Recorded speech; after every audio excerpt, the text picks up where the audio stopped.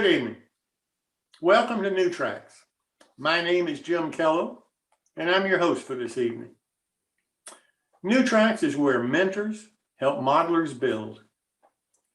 Our goal is to encourage model building and help modelers like you develop the modeling skills, techniques, and most importantly, the confidence every one of us needs to build the models we really want.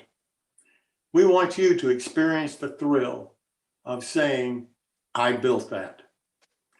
On each New Track show, the best model railroaders demonstrate innovative new products, modeling techniques, new technology, and answer your modeling questions. New Tracks is a great opportunity to have talented modelers become your mentors. If you're new to the show, welcome. If you've been with us before, welcome back. We hope all of you come back often and tell your friends to join us. We currently have over 1,000 subscribers on either our website or our YouTube channel. We hope that you'll become a subscriber. And on YouTube, all you have to do is go to our channel, New Tracks Modeling, and click on the subscribe button, ring the bell, and check all. You'll receive all the notices for the future shows and the login links.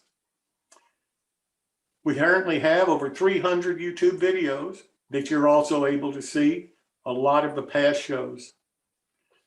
On Zoom, you can watch, ask questions, speak to other modelers, show your modeling live, and participate in the lively after show.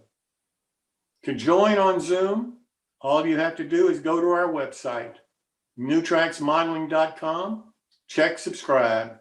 You'll get an email from the website. You'll confirm the email, then you're officially subscribed and you'll get all of the future notices.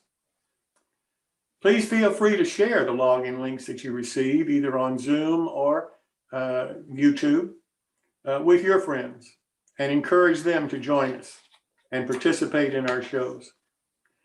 Finally, if you want to be a guest presenter and show your models and techniques, we have several ways that you can do that. Send me an email to Jim Kellow at newtracksmodeling.com and let's discuss. I really prefer the telephone for something like this.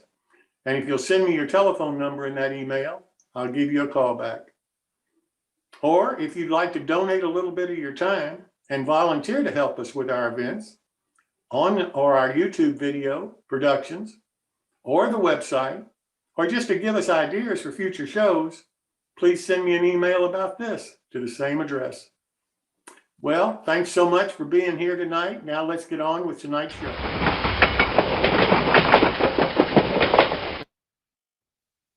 Well, that sure simplified my life an awful lot when Phil at home offered to produce that video that starts all of our shows. So thank you so much, Phil, for that.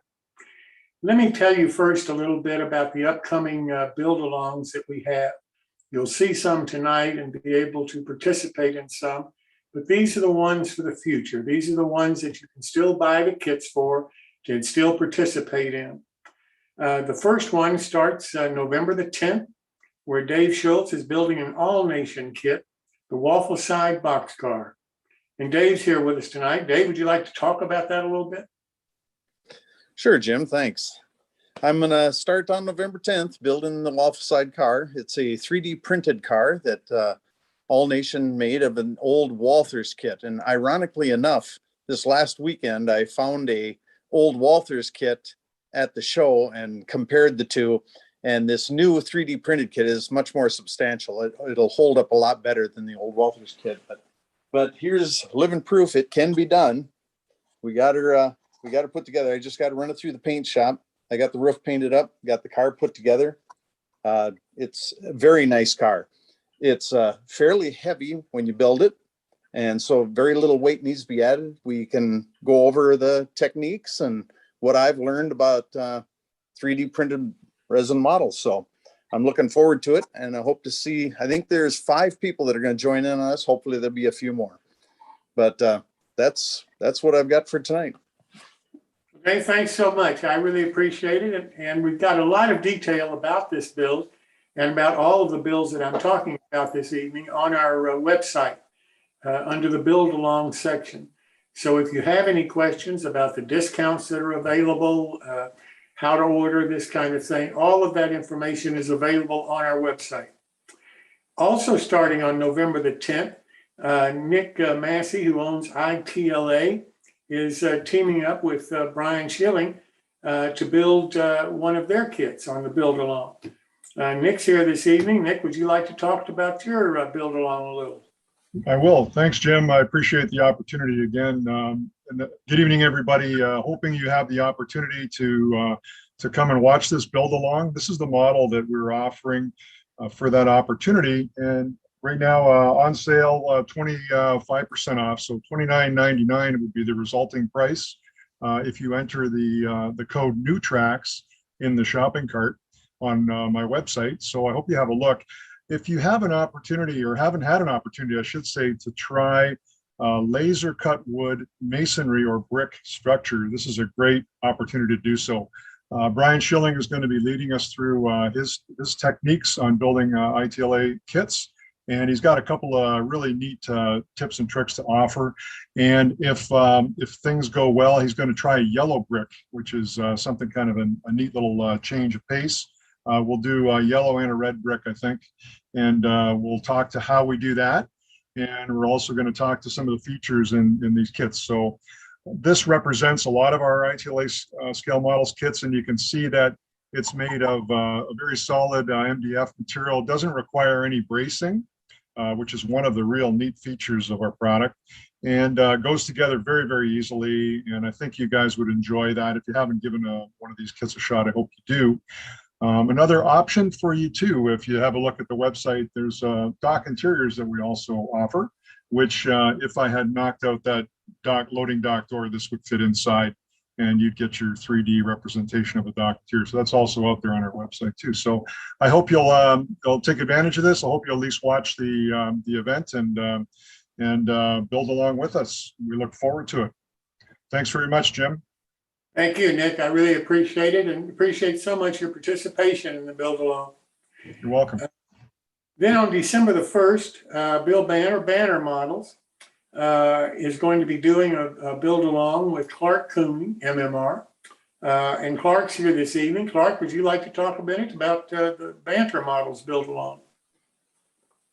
Yeah, we can. I've just been talking with Bill in the last few days, and we've kind of sorted out the model, and I think it's going to be pretty neat. It's called the Warehouse. You can go on the Banta model site. He's giving a 20% discount for that single model, and we'll put it up on the Facebook page and so forth shortly. And the build will start December the 1st. So we're looking forward to that. It's a pretty neat model. I think it's pretty generic. Almost everybody could use it. And the neat thing about the Banta model is that it's kind of a different way of building. Even though it's laser cut, it's a different type of building construction. So I think you'll really enjoy it. Well, thanks so very much, and thank Bill for us for participating.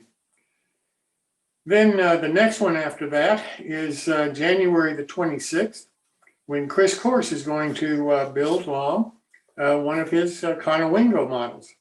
So Chris, you want to talk about your model a little? Sure, we can take this for a second. Let's see here. Where is the, can you give me control so I can share screen, please? You should have it. It's all it's offering me is it's asking to unmute.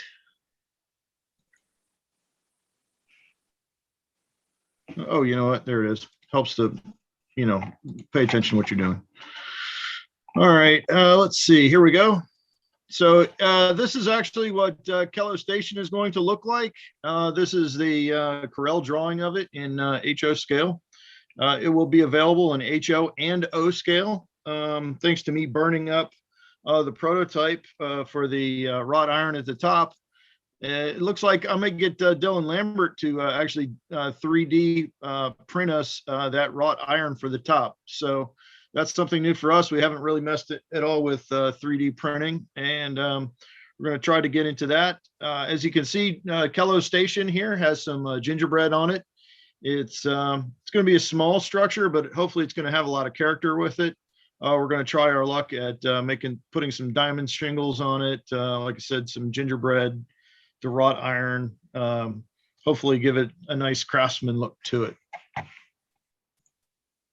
So that's what we're working on. Matter of fact, I've got the prototype right here in different pieces. I'm in the process of putting the supports together for the HO version. So hopefully we'll get that thing going to you soon. As soon as I get this thing built, I can and get some numbers worked up. We can figure out prices and all that fun stuff. So anyway, back to you, Jim. Well, Kris, thanks so very much. I'm really looking forward to seeing what this Kellow Station is going to be all about. And we've got some others coming up. The one after this is February the 23rd. I know that's a while away. Bruce Nicholson from Seaport Modelworks is going to do a build along for that one. And we've got several more that we're talking with different manufacturers about that I think you'll also be interested in. So I hope you'll keep track of the build alongs. Manufacturers, the people that are taking their time to show you how they're building these models, are doing it for you. They're trying to give you the benefit of their expertise and their knowledge. And the manufacturers are trying to encourage you to build models. And after all, that's what this show is all about. So thank you both for the manufacturers and the modelers who are taking their time. But most of all, we hope that you'll participate and build along with the modelers as they build these on the shows. Next, I'd like to talk about the next My Build. As you know, tonight is a My Build, and Kris will be handling that. The next one we have is November the 24th. So if you start building something, if you're building a build along now, or you've bought the kit and haven't been able to start it for one reason or another, then the next time that you'll be able to demonstrate and show the model that you're building is November the 24th. That's our next My Build. If you've got a modeling question, we have a form on our website. All you have to do is ask your question on that form and we'll get you an answer, either doing a segment on the show about it, or a modeler will give you a call and give you a personal answer for your question. So now I'd like to turn to Ted Becker for the quick tip of the evening. Ted, welcome. Welcome. Thank you. Good evening. The quick tip this week falls in a category of old ideas that need to be revisited now and then. A reminder that there are tools that we don't necessarily think of as tools, but are very useful to our modeling. And this is a use of cameras. It doesn't have to be a fancy camera. You know, a little point and shoot like the Kodak will work fine. A lot of you have smartphones with cameras, or down in the lower left, we have a tablet, and above that is the picture of the camera I have. You don't have to spend $300 for a tablet or a fancier camera. Your cell phone or a little point and shoot will do, as long as they are capable of taking good close-ups, and you can download them to your computer so you can view them on your monitor. And I'll show you some examples on a kit I built, which just happens to be a Banta Crick Hollow hardware kit. That a very nice kit. My building technique on this one was not my best and didn't really do the kit justice. But anyhow, I just wanted to point out a few things that you see with close-up photos that you don't see with the naked eye. And if you just look like at this window, you can see the little speck of paint off on the side and around that comes from laying the part flat on a sheet of wax paper and doing the painting, and you get a little paint flow out on whatever you got it laid on. And then when you pick the part up, it leaves a little ridge of paint. Oh, I'll back up a second. I didn't notice this until I looked at this picture. You notice the sashes in this window are different. And funny thing, just around the corner is another window with a similar pair of unmatched sashes. It's like having a pair of blue socks and a red sock and another pair just like it in the drawer. But you can see here, I didn't get the sashes inserted properly. More of that paint around the edge on the trim. The strip wood siding here, you can see is a little fuzzy. I should have hit that with a little couple swipes of 4/0 steel wool. And here's a more example of the poor painting on the trim. That seems to be the worst problem. Here's an example on the edge of the windowsill is, the advice of painting the parts before you separate them from the main sheet. You have to remember to go back and touch up the edges. And then on this corrugated roofing, I used the transfer tape to stick it down. And you have to be careful. You can see some of the adhesive is oozing out from under the edge of the metal sheet. I never noticed that with the naked eye. And again, this shows up my sloppy technique in putting these window sashes in. But if you look at this with the naked eye, especially from a couple feet away, the model looks pretty good. But if you want a good close-up model, if you're going to put this in for model judging, take some close-up pictures and look it over, because you'll see things that you didn't see with the naked eye, and it will improve your modeling considerably. And that's the tip for tonight. Well, that's a great one. That really is. I couldn't agree with you more. It's like being in a different world when you take a picture and look at your model through that photography. Well, now let's get along to the special segments that we have for tonight. The first one is Motrak's Build Along, where we're having 4 modelers build the same model in 4 different scales: N scale, HO, S, and O scale. One of the modelers in Canada, Clark Kooning, hasn't received his model yet. It's in the Canadian postal system on its way to him, but he hasn't received it yet. Everybody else has received their model. Phil Edholm, unfortunately, couldn't be with us tonight. So we only have 2 of the modelers of the 4 that are going to be able to start the build along with you tonight. And that's Greg Cassidy and Bob Farquhar. Bob is building the S scale version, and Greg is building the HO version. So Greg, I'll turn it over to you and Bob. All right, thank you, Jim. Let me bring up my part of the presentation.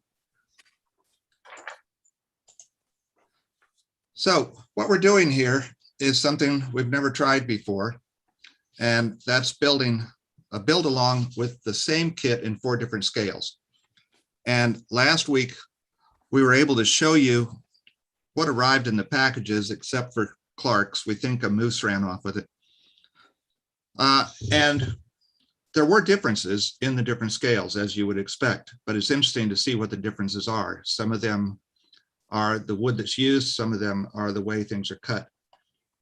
So what I'm going to do tonight is show you my first 2 steps of the HO build, and then Bob will come along behind me and show his first 2 parts of the S scale build.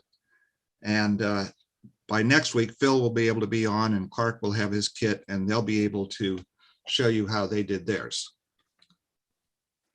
So for part one, we're going to be showing preparing the wood pieces, including texturing, staining, and painting. For my HO scale, as usual, I would start out with cutting my bracing. After measuring it, I'll use my Ultimation cutter and cut it to length. One of the things that I noticed in the HO scale kit of this is the walls are nice and thick. And since it's not clapboard, there's going to be very little warping. So I didn't need to do a lot of bracing on it because I was going to be applying a light paint. If you were going to be doing heavy staining or something, you might want to put a little more bracing on. I went ahead and glued on my bracing, as you can see in the lower photograph. And then after I took that picture, I put a small piece of bracing over the two doorways just to strengthen them. Greg, excuse me, is that Yes. when you brace, is it vertical or horizontal? Well, it depends on the wood you're bracing, Jim. If I'm doing something like clapboard, it'll be vertical. If you're doing something like board and batten, I'll brace it horizontal. Once you've worked with wood some, you kind of get a feel for which way it's going to start bending once you get it wet. And it depends on the grain and the cut of the wood. If you're unsure, sometimes you can brace it in both directions, or if you have a part of the sheet that it came out of, you can go ahead and get that wet and see which way it tends to turn. But it's usually bracing against the grain and against the cut of the wood, which is usually going with the grain. Thank you. And one of the little tricks I like to do is put a bevel on the top edge of my walls if I have a gable type roof. And the reason I do that is so that then when the roof is put on, it'll sit flat on that wall and it gives me a better gluing edge and it gives me a chance to use my Ultimation sander. Now I was getting ready to paint my walls. I was going to be using a light cream and a dark brown.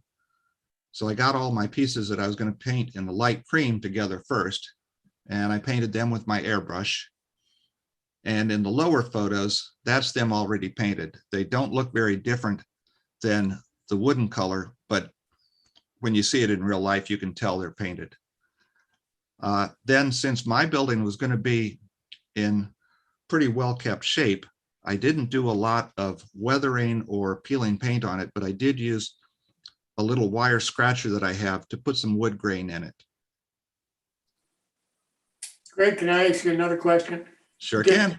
When you talk about painting, is this both sides or one side? How do you, what are you painting? When I'm painting this kit, I painted the outside only. I was not going to be detailing the inside.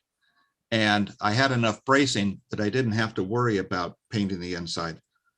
Sometimes with paint or stains, if they're going to introduce a lot of water into the wood, you can paint both sides and that can help minimize the warping. Or if you're going to detail the interior, you'll be painting the inside walls anyway. But in this case, I was just painting the outside walls. Thank you. Then I took my burnt umber paint and again, using the airbrush, I just sprayed my windows and doors. I'll spray them usually on the sprue. And then once I cut them off, I'll use a brush to touch up where they've been cut off, just as Ted was showing earlier. And for my building, I was going to have a brown lower band going all the way around it. So instead of measuring all the walls plus all the strip wood for the corners and trying to get that even, I just assembled the building and then put tape around it and sprayed my lower part of the building with my airbrush and the dark brown paint all at one time so that they all matched up. So at that point, I have the windows, doors, and walls painted. The next thing that we're doing is moving on to the platform that this is going to sit on. The first thing I did for my platform was put some wood grain in it. And I used a card file. You can also use a saw or a wire brush. After I use a card file, I'll take an eraser over it, and that takes off all of the little fuzzies. And then you can see that the wood grain is in there. And being that this is going to be stained, the wood grain will show up real well. Now, for working with the platform that's going to support the deck, I decided that I wanted to brace this. In HO scale, the platform walls are fairly thin. And I knew I was going to be putting a lot of heavy stain on it. So I wanted to make sure that they were well braced. So I just cut some strip wood that I had laying around. And after I glued the corners together and put my corner posts in, I put the strip wood in all the way around the inside, and that'll keep any warping from happening. Then after I did that, and before I stained it, I glued the platform to the decking itself, and then I put weights on it to let it sit. This way it was going to make a nice, strong, monolithic structure that doesn't have any chance of warping. Now, once I went ahead and started staining it, I used 3 different colors. One of the things I have is a piece of strip wood with each color stain on it. I made those whenever I get a new bottle of stain. And that way I can just pull out all of my strip wood and decide what colors I want to use. I have the color marked on them.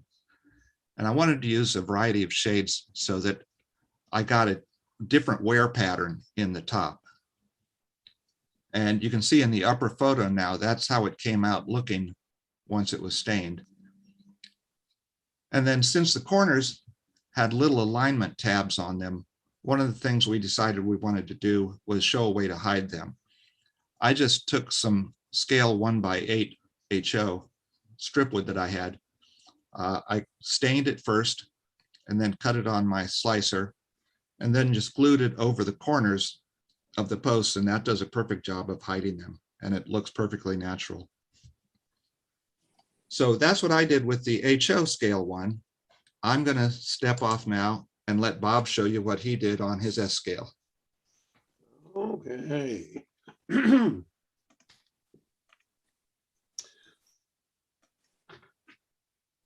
on here. There we go. So this is the S scale version of this kit. There's some tools you need, just the regular tools. I'm not going to talk about that. We talked about that in the past. There's the kit itself. This is the platform we're going to be building this one tonight, and a lot of strip wood. And the strip wood is nice, nicely colored here on the end, which is really nice. And this one particular one, I'm missing the canopy roof supports and the gable end. And the only reason I say that is that does happen sometimes, and you have to make do. I made my own because the instructions came with a template, how they would like what they look like and the shaping of them. So I use that to make my own pieces. So again, like Greg, I can use a razor saw for putting the grain in the wood. This one doesn't have it yet, but that's a good thick piece. So that razor saw or card file be good for that. The thinner pieces like this one here, I used a steel bristle brush on there. And so you may want to, depending on how much you wear you want to have on the platform, you can actually use a knife and cut these little slots in here a bit bigger. Then put a single edge razor blade on the edge here and bend up the pieces to make them look warping or splitting and tearing apart. But I was doing mine as being used, but not abandoned type of thing. So the other thing I did is on the this on the edge here, I cut use my X-Acto blade and just cut a slot in through all down here and like here and here and here. So when you're looking at it from the side, it'll be noticeable. Now, the nice job here, laser cutting. There's little tabs in here that the holding here. You can see, for example, this particular piece, there's there and here, and there's one here and one here. So it takes nothing for a knife to slip them through there. You got your pieces out. So this is really nicely done. So when they laser cut anything, their edges get burnt. All these edges are burnt. I don't worry about the top and bottom because the tops are going to be covered by this platform here, and the bottom, of course, is on their the diorama or what you're going to be doing. But this edge here, I just put them on the sandpaper and take the burnt edge away. And so it's easier to stain or improves the stain of the paint you're putting on. There's, talking about the strip wood coloring there. And what I've done in mine, I use a Hunterline driftwood. You can also use alcohol ink or, whatever you want to do there. But I wanted this color on mine. And all these walls I'm going to be doing, that's another step we're doing next week. And I wanted this coloring in the background because I'm going to be scraping away some of the paint. But this is not going to be used here for the platform.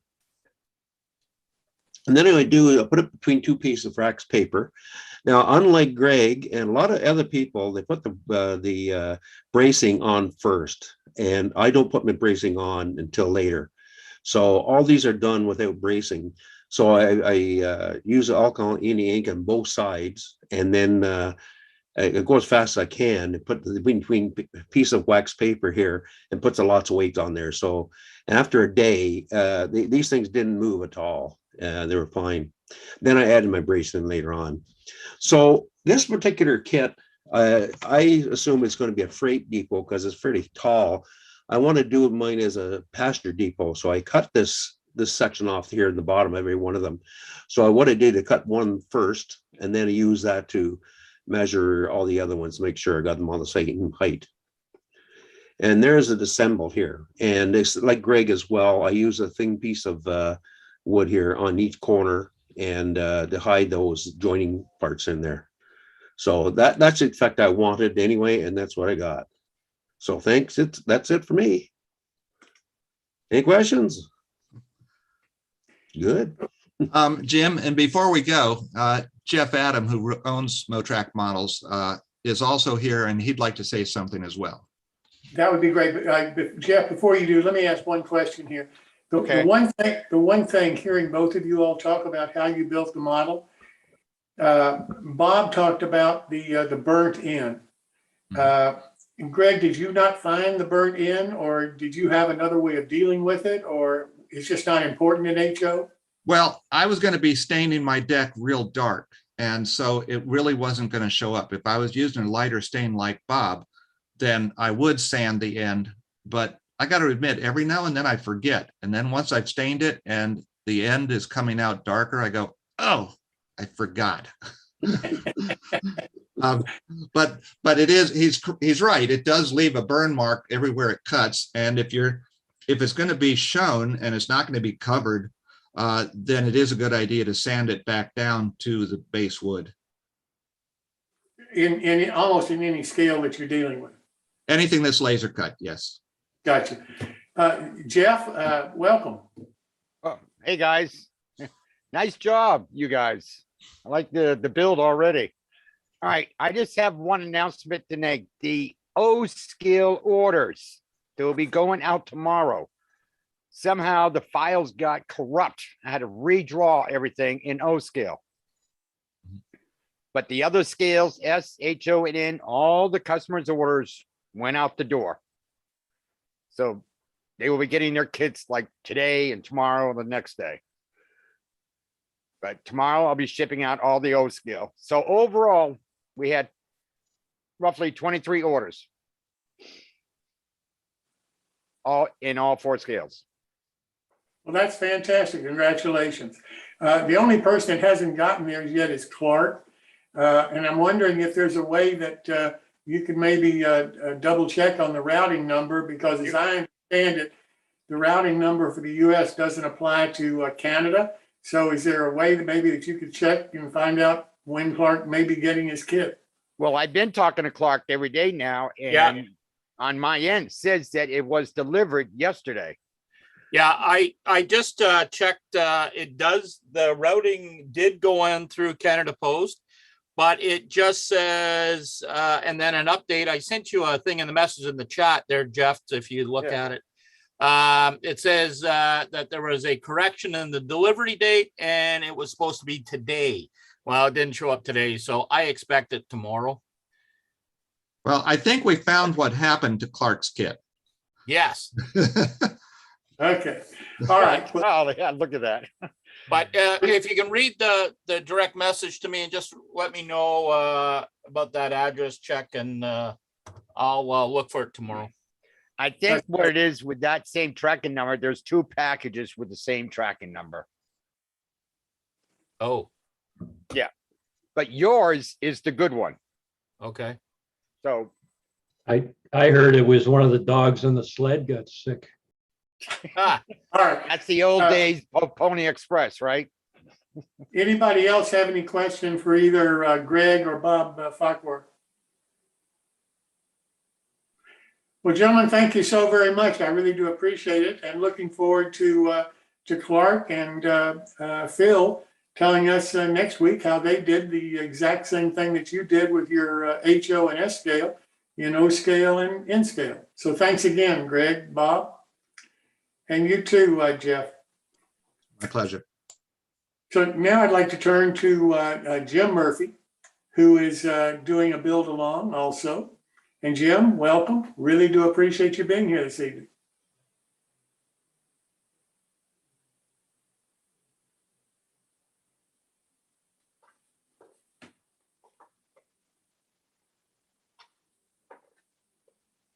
Video. I am, at least you can hear me now, and hopefully I will get this. Okay, here we are, ready to go full blast here, and gotta stop. One stop. I gotta share my screen. Pardons as we go along here, and okay, find it. What? Pardon. Once again, trying to find my Zoom, and Listen, you want me to come back to you and no, I just got on the wrong screen here, and I'm trying to find Zoom again. Go full size here, and there. I apologize. There is share the screen. Hopefully that is now functional, and the screen is there. We should see the opening salvo here. There, you should see my smiling face and the open platform business card. All right. Yeah. Oh, thank you. Thank goodness for the technology of it all. Okay, as we left off last week, we were crawling into the paint booth. We had finished the car body and had put the sides assembled. So while we were all away, into the paint booth it went, and looking at the finish on this, all the little details of scraping and flicking and defuzzing paid off nicely, and a little airbrush work. So we have the car body finished, the roof is finished, the clearer story, and we had a nice question on this over the Zoom during the period about how to finish off the clearer story. This individual piece was sprayed separately and then glued into the roof. I had mentioned putting paint in the corners, which had been masked during the painting of the roof. And there's a little bit of overspray here with the black roof. But by putting the clearer story in as a separate assembly, it matches perfectly. And what you're left with, though, is these little gaps that are left between the end of the clear story and the milled ridge on the roof. So we're going to address those. As we talked about tools, this is tip number 19, drafting pencils. I've seen a number of you use them, but some younger models are not familiar with them. It's a lead holder, and they're available in various soft and very hard leads. The hard leads are almost like a scriber. You sharpen them with a lead pointer or a piece of sandpaper, and drafting tape, which we like to call masking tape now. Why am I doing this? This is the car side.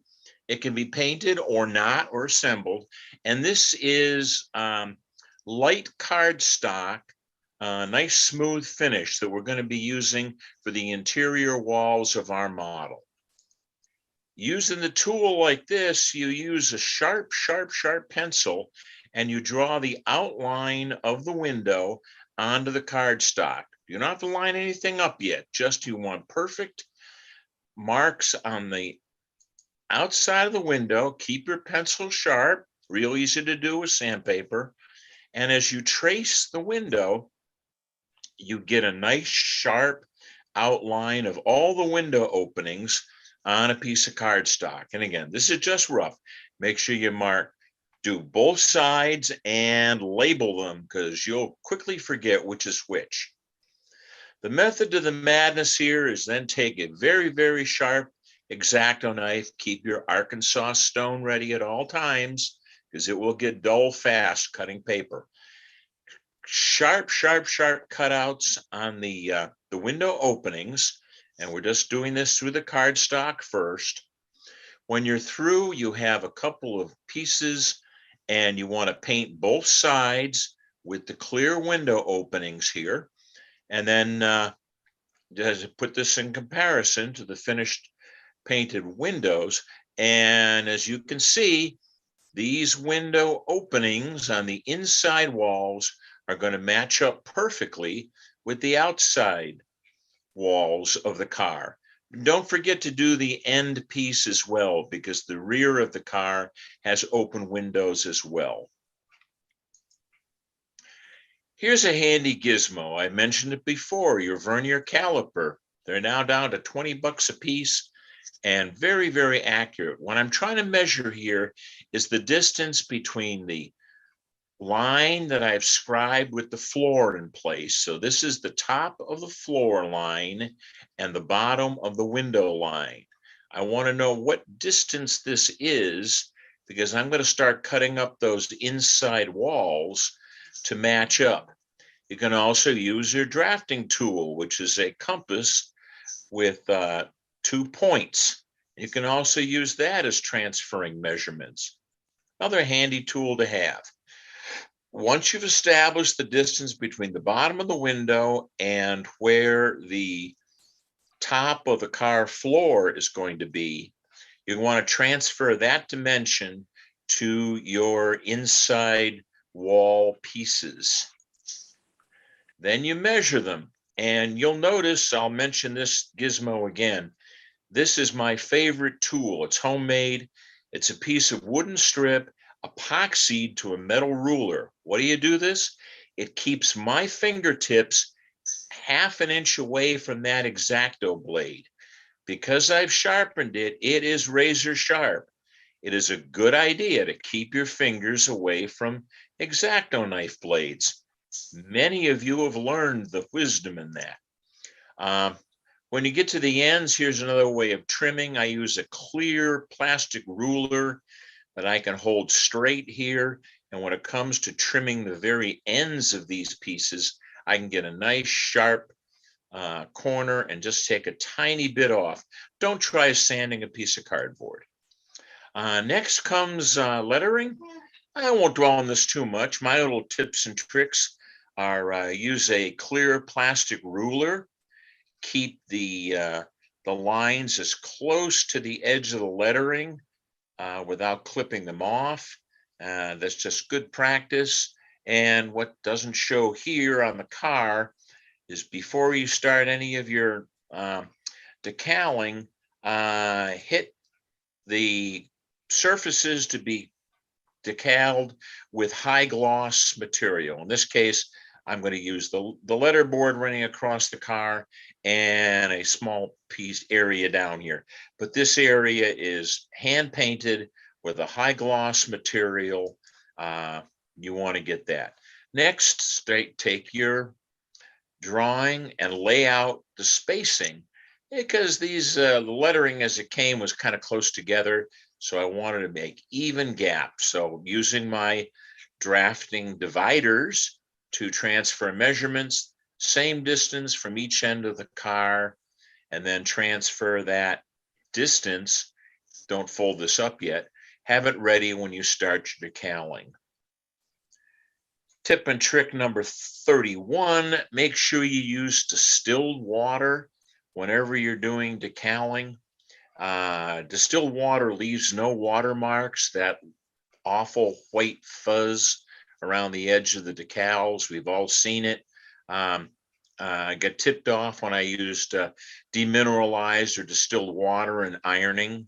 For those of you that still remember ironing, it prevents mineral buildup, and that hard water fuzz around your decals is not longer an issue. Once you get them installed there, then it's coats and coats and coats of Walther's Solvaset, my micro scale has a nice material for shrinking decals. This is left over from an old lettering set. Just pick a name for your car, as was the commonly used for business cars. So anyway, many coats of Solvaset to get everything to shrink down nicely over time. Let it dry thoroughly, and then you're ready to jump back into the roof. First thing I'm going to do is put these vertical window posts between the clear story windows. I deliberately did not try to paint these afterwards. This strip wood had a coat of paint on it, and then I put a finish coat during one of the trips of the car body through the spray booth. Having these pre-painted is going to save you a lot of hand touch up later on. I am not real good with a small hand brush. I tend to slobber all over the place. But if I can minimize that by pre-painting the bulk of the sides of the car, I'm much better off. I then trial and error, find the measurement here. So between, excuse me, the clear story windows, you want to have these spaces as close to the top and bottom as you can. You're going to get little chips on them as you form them, but it will save you a lot of effort later. These windows are not glazed. That's just a piece of foam behind it that's holding everything steady in a rack. The finest tweezers you've got, dab of glue, put your pre-measured vertical piece for the window posts, set it into place. If you get any oozing over, no problem. Here we have a piece of the clear story that was not painted completely. I show this because I've got a few touch-ups to make here along the way, but get the bulk of it. If I would try to do all this at once, I'd make a total mess of the roof, which is pre-painted. And if you do get a dab on it, keep some roof paint handy to go over it. Once you've got all of the pieces placed, again, there was a gap over on each end where the clear story wall did not cover. A nice piece of pre-painted strip wood that comes with the kit fits right over there, and nobody knew there was a gap in there. Looks like it's all part of the process. And again, a minimum of touch up to be done. So get out after everything has been put in place, you're satisfied with how everything fits up. If you cut one too short, take it out, put in the right length. Then get in there with the finest brush you own and steady hand. Holding it in the cradle helps. This happens to be, as you can see, a 20-aught. I got this brush from Micromark, but some of the better art stores will allow you to, will have this 20. You're going to pay a little extra for these, but you don't use them that often. So I take real good care of them, clean them thoroughly, and they can do this kind of painting where it's touch-ups in the corners, a little touch-up on the roof itself. Clean your brush off and keep it clean. Get all these little touch-ups taken care of, and you'll be satisfied with results. And part of this build is to show your errors. I left too much paint on the side here, and sure enough, I got a spot and a spot and a spot. Happens to all of us. Didn't notice it until I was ready to put everything down. And then I went back with the black paint and painted over that. And when I did it again, I made sure I didn't have globs of paint on the side of the brush. Just good technique. Practice, practice. While I got the green paint out, I touched up any holidays that I found along that. And here you can see that bright gloss on the letterboard where I had the decals installed. And that's it. Don't worry about the high gloss now. We'll get to that later. Then touch up your handrails. Again, that 20-aught brush and a steady hand, a little bit of practice. And now is the time when everything assembled, because you're not going to be able to get to it later, is to paint your handrails, grab irons, and other details, and touch up the doorknob. After that's all set, we're dried, let everything set overnight. Then it's back to the spray booth. This is the roof assembly and the sides, everything painted, back in there. In this case, I like to splurge and use Tester's Dull Coat. It's a little bit more expensive, but the results are just fantastic. And if you don't hit it right the first time, you can go over and over and over again. And with Dull Coat, it's somewhat miraculous. You just don't hide the detail, at least not in HO. So I'm real satisfied with that. And I save that for the special final stuff. And here's my rig in the paintbrush, in the paint booth to keep it from going.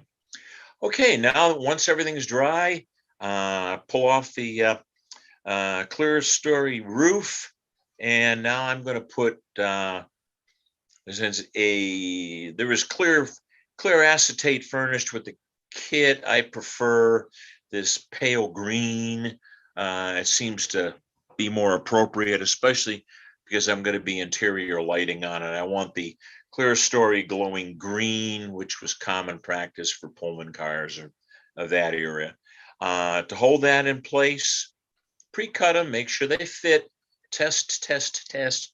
And then when you're satisfied, like in the corners, I had some glue buildup, so I had to cut and chamfer the corners of the acetate before I put it in there. Then get out your liquid PSA. This is my all-time favorite for putting in glazing, because you put the glue in and then you don't touch it. It stays sticky for like ever.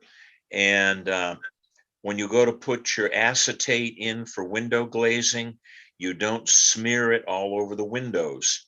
It's like an adhesive, self-adhesive after you've peeled it off. So I put little dots in between here, just enough to hold it. It hasn't been a lot. It dries pretty quickly, but it stays sticky forever. It's much easier to put window glazing in. Highly recommend liquid PSA. Only place I found is Micromark. I'm sure it's available elsewhere. Gently apply. You'll notice at this point I'm going to gloves. Once you clean that acetate, no more fingerprints, please. Get yourself some disposable gloves. They're nice and clean, and that keeps me from smearing any gook onto, that's a technical term, onto my acetate window, so it looks like nice clean glazing. This case, there's no liner on it, so I just glue the acetate directly to the sidewalls of the roof. Now a little diversion here. This is where I come out of the kit, and it's time to put some marker lights on the end of it. An executive car would always go at the end of the train, last car in there. So we would always have marker lights on it. And my passion is if I'm gonna run it, it's gonna work. So we start by putting the marker lights in here. I used commercial lights. At a later quick tip, I will show you how to make your own HO scale marker lights. I haven't tried them in N scale, but I've done them in HO and O. These are the old Utah Pacific lights that used to have a 1.5 volt bulb in them. They burnt out. So I took them out, inserted an LED, and lo and behold, they're working great again. And you get to pick your color jewels. This is about 3/32 of an inch in diameter. And that is the hole I drove in the side of the car to accept these marker lights. And they don't look too bad once they're installed. And you don't look for a real spindly bracket. and they'll take some pretty good use too. So a little tiny one, and we'll talk later in a future day on how to make those yourself. Here it is, that 3/32 drill bit. Just put that on the side of the car, then put the marker light in there, tiny drop of ACC to hold everything in place. Can't see it lit up here, but my railroad standardized on red to the rear, green to the front, and green to the side. Whatever your prototype chooses for lenses is just right. Here they are installed in the back corner. The lighting coming in, trying to make the minimum intrusion into the inside of the car. And lo and behold, when we put up a light, at a future time, I will ask to put instructions on how to build a circuit to power LEDs and interior car lighting, to put that in the chat. And as Jim Kellow asked me earlier, my email address should also be installed in the chat so that everybody can take a look at that. And if you have any questions, feel free to contact me directly. Another little shot there. Okay, now interior glazing. You saw what we did to the ends. Here are all that sticks out into the interior of the car from those marker lights. And very carefully cut out this liner that's going to be the inside wall of the car, pre-painted. Any touch up, and I'll put a little green marker up on here so it doesn't look strange. First thing I did was, it was too long.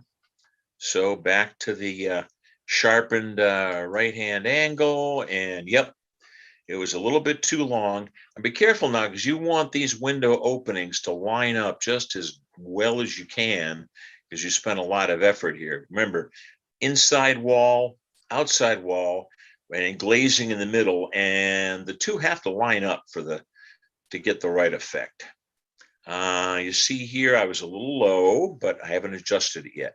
So right down here, this inner wall was a little bit low. I just have to pull that up before I glue it in place.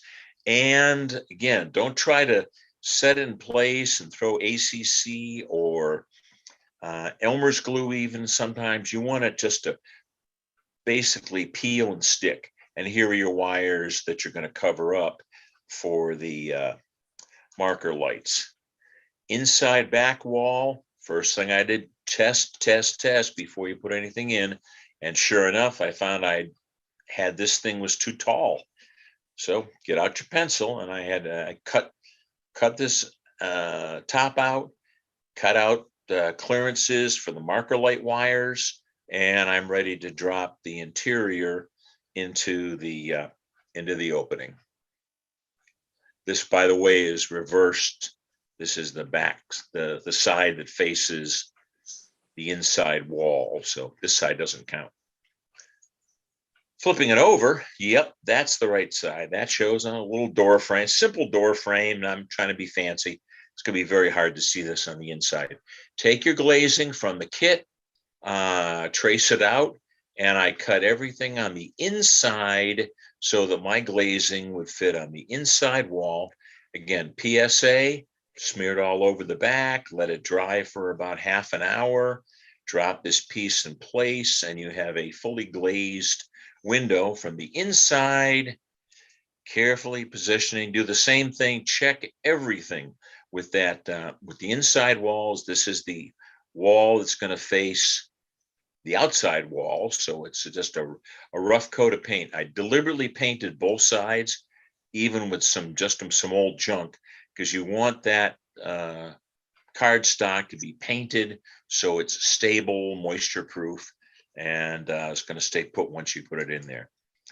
Checking again for that final cut, using my dividers to get this top and bottom just right, not overhanging, and my magic tool.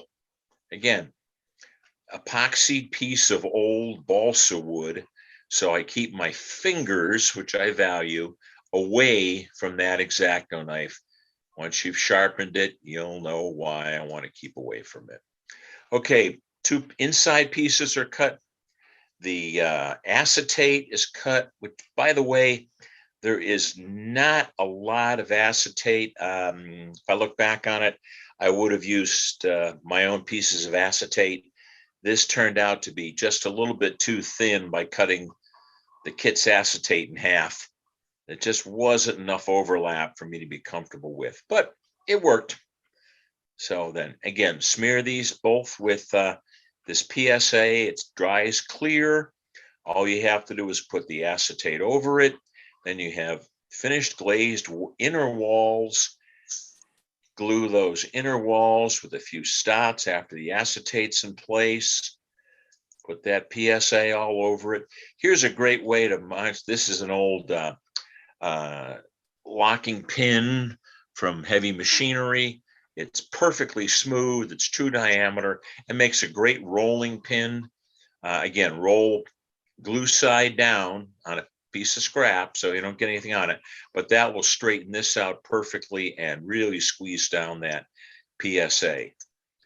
Your completed assembly goes inside the car, all lined up there, and you can see how it all lines up on the inside, complete with the car body, ready, finished. Roof and body are done. So until next time, when we all climb aboard and ride through, and then I won't try to sing You Light Up My Life, but we're going to do the underbody. Thank you, Jamie, for the diameter of the truss rods. And the session after that will be interior lighting. Thank you very much. Any questions? Yeah, hi, Jim. This is Greg. Greg. The PSA that you're talking about, I'm looking at it right now in my Micromark catalog. Is it, I use canopy glue for a lot of that stuff, but I get the sense this is more like a spray adhesive, except it's liquid instead of spray. It stays sticky, right? It stays sticky. In all honesty, canopy glue was my last go-to, and I thought that was the greatest thing since sliced bread. And then I found French toast. So this PSA, I swear by, because it's akin to peel and stick shingles, which I also thought were as good as sliced bread. But by using this PSA, it's relatively inexpensive. I've got the same bottle I've used for 3 years now. It lasts forever. But it is so easy, especially on structures. And as it comes out, it looks sort of the same consistency as canopy glue. It looks like white glue, but beware, it's a much lower viscosity, and it has a nasty habit of just coming out way too fast and too flow. As you might have noticed in one of the earlier sides, I had a milk bottle cap. And what you do is you pour just the tiniest amount in a bottle cap and get your toothpick out. But as you pour it away, have a cloth in your hand and just wipe up any drips. The stuff does not wash off your fingers very well. It doesn't wash off your workbench very well. So it's a good thing to just have that. But I love it. All right, thank you, Jim. I think I'll give it a try. Jim, I think we all learned something tonight. I'd never heard of this before, but that sounds like a wonderful way to glaze a window. So thank you so much for the great discussion we had. Oh, you're more than welcome. So now I'd like to turn to Kris Blackmarr for his discussion of his sandbox modeling. So Kris, welcome. Hi there. Hang on a second here. And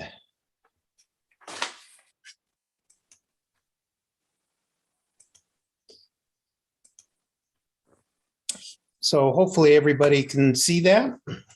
No. No. Nope. Ooh, that's not good. Let's see here. Screen share. And let's try this. Share. You got it.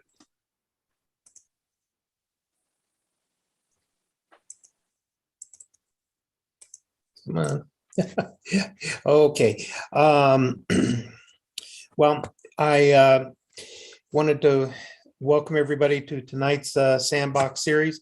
Tonight, we're going to look at the build of Luca's cabin. This one features clapboard sliding, how-to on doing clapboard, a quick and effective coloring of the clapboard using some marking pens people don't normally use. And we're going to put a gray blue haze on some corrugated roofing, and then also a little bit of definition work that I normally am going to start incorporating in my documentation.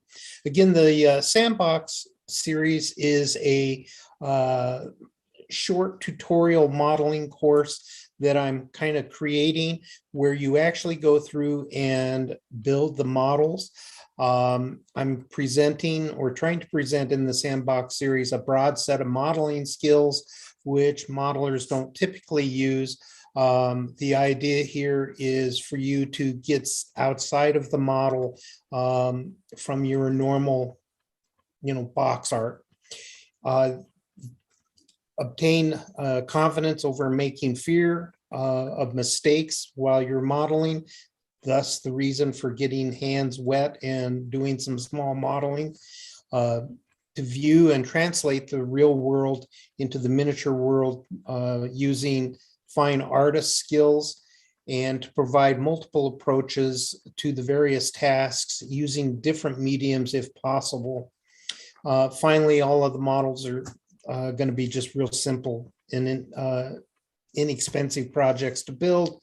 And the idea here is to encourage modelers to explore new skills and to produce other colors and textures than they normally would, thereby improving your hobby enjoyment. That's the bottom line goal. The plans for this, again, come from the Harriman's book, Pat Harriman's book on early wood frame and stone structures. This is the third one in the book. This build goals include, as I've stated earlier, the clapboard, citing how to a quick and effective coloring technique, and getting that blue haze down on metal roofing. Again, it is HO scale board by board over a mat board template, and we'll be using a metal foil. The doors and windows will both be scratch built. After kind of getting into some of the materials and things, I will then go into a discussion of what I call defines. In the past, I have repeatedly used the same language, for the same type of thing repeatedly in the directions. So here, what I'm going to do is just come up with a name for that series of directions. As an example, I'll call it lid stain. That's where you have cut ends on your wood and you go through wire brush both sides of the surfaces. You then stain the end woods by only using a very minute amount of stain solution. To control that amount of stain, you just use the lid that you used off the top of the bottle that you may have shaken there, and then just tap those wood sticks in the end, pull them between your finger and thumb. That pulls down some of the wicking that occurred, keeps it down to the ends of the wood, and provides you with a nice staining technique for that piece of wood. Here you can see the side walls and end walls constructed. In the instructions, I'll go through and walk you through doing clapboard, board by board, but you can see on the outside the two end walls that have been created using the base stained strip wood. And then in the middle, we've got the second layer of staining going on the side walls and the window. Here I'm showing you an example of the type of documentation that you will see inside the series as you read through it. Here you can see, as I'm tried to express earlier, we're going to be using different types of tools. So you're going to be using a fan brush and some diluted yellow wood stain, using a semi-dry brush. I am also going to walk you through right down to brush sizes and types of brushes, and what kind of strokes to be using. Here you're using your strokes going across the horizontally across the wood. Here you're going to see it's a vertical bottom to top of the wall. Down here, we're going to use some fine powdered dirt. This is actually dirt that we put through 2 layers of pantyhose. So if you're single and go ask your fellow nurses for their pantyhose, you get real weird looks. I know for that from experience. We're then going to flood the walls with some clear ETOH, which is alcohol. All of the things like alcohol and stuff is defined earlier. My point of this whole slide is that this gives you a sample of the documentation that will be contained in the instructions that go along to the Sandbox builds. Here you can see the clapboards after they have been weathered and applied in place. This kind of gives you a clue on what we're going for. In this middle section here, you can kind of see the end result of some of that lid staining that I expressed earlier and how that turns out. The other nice thing about this is you can get a feel for how the expression of coloring comes through on the wood and the individual clapboards using the technique that I've briefly kind of showing you here, as well as doing the board by board sectioning. You can get the oddball size boards like this here. So this gives you another clue on the siding. This picture is actually to show the edging, board edges, the corner edges being applied. You can also see in this picture a different aspect of how the staining took to the clapboards. And you can also see here a mistake that I actually made in trying out using the marking pins. I've got 2 streaks of red here where I used too much weight or too much downward pressure when applying the staining. And this is one reason you want to make some small practice models, but doing it on a practice model and things, it makes it a little bit easier to actually run into some mistakes that you may create for yourself later on, because you're using the techniques that you'll actually be able to utilize in other models. Again, here you can see some of the nice things that board by board also produces for you, like in this clapboards right here. And you can see some of the edge boards in the different size boards going across the wall. We then will go through building doors. If you've been looking at the other couple of cabins, you'll notice that the doors in those look really, really plain Jane. Here we're starting to get a little bit fancier as the skill level increases. So I go through and build some doors. I had mentioned some earlier use of dirt, and the dirt accumulation is like right here, down here in the corners, and some up here. It kind of gives you a little bit of a clue on how some of the techniques come through. We then will focus on building the roof. And so the question is, how do we get from this plain Jane roof, which I will explain how to go through and get yourself to this primed state with the with the roofing material mounted to the subroof. The idea, though, is what kind of roofing do we really want to this to represent in the corrugated roofing. We could go through and do the plain Jane. This is weathered, rusted roof metal that everybody has.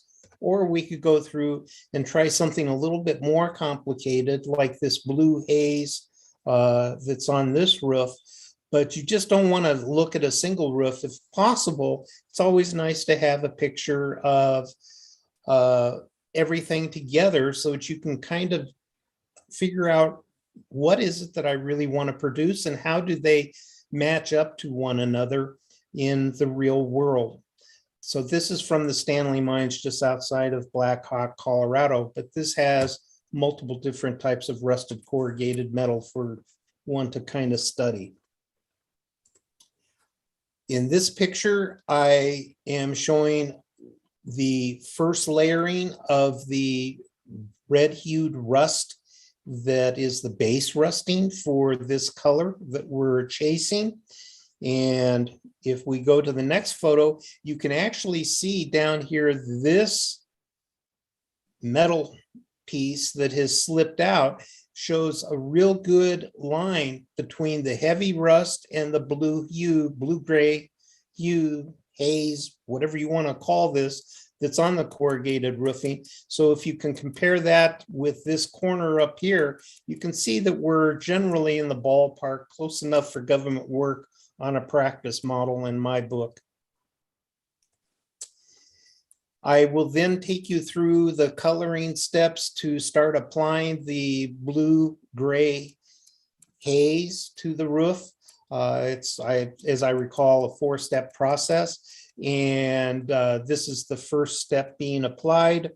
You then come up with a finished roof that we add to the finished cabin to give yourself a completed structure.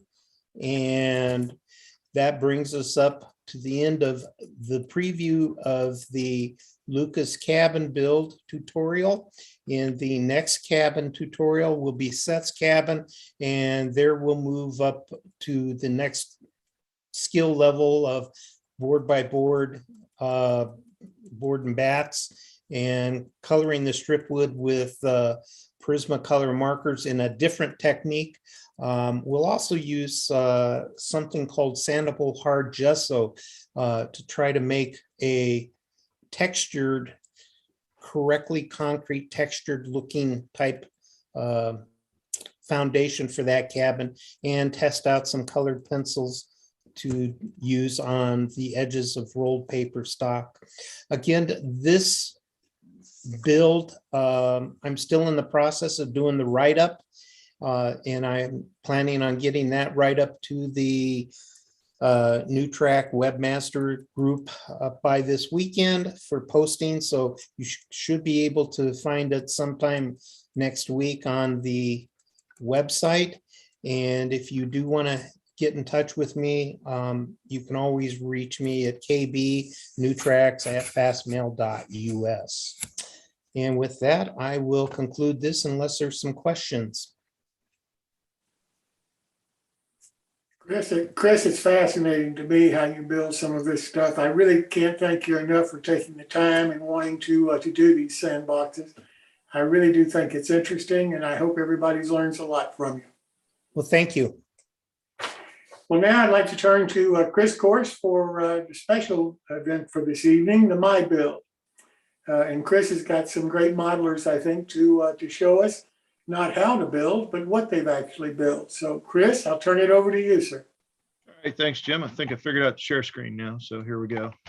All right. Okay, so we are back to My Build, the October 27th version, and at the end we're going to have the Hunterline drawing for those that participated in the trestle build. All right, we'll start out with Bob Davidson. You up there, Bob? Yes, I am. All right, it's up to you. All right, well, this actually goes back about a year when I met Nick Masney on one of the virtual train shows that we had. I've always wanted to do a elevated rail structure. and I have a freelance layout that's based in Brooklyn, New York, with just some short line switching and industry stuff. So worked with Nick at ITLA, and we came up with this. It's some interesting challenges because it's a double line that's about 12.5 feet long. And one of the things I had to do was decide how to build it into modules. And one of the things that, how I did that was I have a module, there's 14 different ITLA modules in the kit in this run. I did one section of 5, one section of 3 with the station that you see there in the lower picture, a curved section of 4, and then a straight section at the end of 2. Another challenge was I have some surface rail that runs underneath it that you can see in that lower left-hand picture. The ITLA kits were phenomenal. Nick worked with me because the actual columns that you see are out of his Chicago kit, but the rest of the girders are all out of the New York kit. So that was very nice of him to work with me on that. Some of the interesting other things that I did was the sections are joined together using small rare earth magnets. So the cross girders, the way that the kits go together, they're actually built as opposite halves. And what I was able to do was just not assemble the whole girder, use it as a half girder, and use magnets to hold the pieces together. You can kind of see in the upper right picture where that first gird is. I had seen a product called Pro Track Rail Aligners, which is done by Model Tech out of the UK. And they help align the rails at the joints of the 4 modules. So that worked out well. And then I'm also using a controller from Iowa Scale Engineering that I saw on New Tracks, and it's called the Motorman, and it's an automated back and forth for this kit. You can see in the upper right picture and in the station picture, I assembled electrical boxes, and inside the electrical boxes are hidden the infrared actuators to stop the train at the station and at the ends of the run. You can also see on the staircase to the station, Nick's kit has just a flat roof. I actually scratch built a peak roof on that. And then you also can see some of the conduits that run down. Those actually are practical. They have all the track power and all the power for the infrared sensors. So took me about a year from start to finish. It runs really great. And Nick, thank you for convincing me to do a hand-laid track. Actually, I don't know if you have a couple other pictures that I sent you. I could run through them really quick. Yes, I think there's, I want to say there's 2 more slides. Yeah. So this just kind of shows how because of having to lay it out with surface rail, the left-hand shot, so I did an actual, just a mock-up out of cardboard first. So you can kind of see how that runs all down. And then in the right-hand picture, that's when I had just glued together enough of the parts so I could then do a actual, layout to see how it would work with all the tracks. So I know Nick is online, and oh yeah, here's some more. So here you can see how the modules are separated. The left-hand picture at the bottom, those show, I haven't seen these on any of the shows I've watched, but those clamps are little floral clips that they use for orchids, and they're really cheap, and a boat builder actually turned me on to them. You can see the base platform from the station there in the lower right. And well, no, actually, these are a lot more gentle than those plastic ones. This is, I really recommend people look at them. They're used for orchids, and they're very gentle. They come in 2 sizes, and they're really cool when you're doing, really fine, sensitive work. So, so that's it. It was an absolute blast doing it. It runs great. And I was out of the hobby for about 25 years and just got into it a year ago. So back into it a year ago. Bob, So that's it. Bob, let me ask you a question. I'm fascinated by this. I've never seen this, as you say, on any other show. I've never seen an operation like this. So I'm wondering if you would like to come back on the show and really show it in operation and maybe go into more detail about how you actually put all of these parts together and how modelers could build this. Oh, I would be honored to do that. That's great. Kris can give you my telephone number or my email. I'd like to talk to you. If you can give me a call, that would be great. I will do that. If not, if you could send me an email, then we'll work out a time when you could come back and maybe show us in detail about how to actually build something like this, because I do think it's fascinating and something that other modelers might really be interested in. Well, that's great. Thanks. And again, another shout out to Nick up at ITLA, because the instructions were great. He was just so supportive in this project. So can't say enough about him and his company. Well, that's Thanks great. very much, Bob. If he'd like to come back and be a part of it, that would be great with me, because again, I've never experimented with this product. I have no idea what these even look like, but I do think that I think this is worth going into more detail than just a couple of photos. Well, that's great. Yeah, I'd be happy to do it. Actually, in this last set of photos in the upper left, you can see one of the magnets that's hidden behind that gusset there. So yeah, and you could see the wires coming out that I use for track power. And yeah, it was a lot of fun. It was a lot of fun. Thank you. I'll give you a call, Jim. Thank you. Thank you. Okay, thanks. And let's see, next up, we have the Nighthawks build by Jeff Jordan. You got to, there you go. There we go. Hi, am I on? This is Jeff Jordan, coming at you from the beautiful Shenandoah Valley, Virginia. And I wanted to bring you this model. Those who were reading Model Railroader back in 1989 might remember an article by John Armstrong, where he took the famous Nighthawks painting, which is illustrated here, painted in 1942 of an all-night diner, and translated it from a two-dimensional painting into a three-dimensional model. And years ago, I lived near John Armstrong and visited his home and had a wonderful evening with him, saw his model railroad in operation, and saw his model of Nighthawks that appeared in the magazine, and was enchanted by it. And it was always in my head, but then never went anywhere until fast forward to this past June at the O-Scale Narrow Gauge Modelers Convention. And there's an outfit there called Wit and Wisdom that acquired the Nighthawks model from the auction of John Armstrong's model railroad after he passed. And they reversed engineered that model into a tremendous kit. O-Scale kit, I believe it's also available in HO scale. The O-Scale kit, I swear the box weighs about 10 pounds and has well more than 100 laser cut wood parts. I spent 2 months putting this thing together, but I'm really delighted with the outcome. And so here's the painting. And if we flip to the next photograph, you'll see how it looks in O-Scale.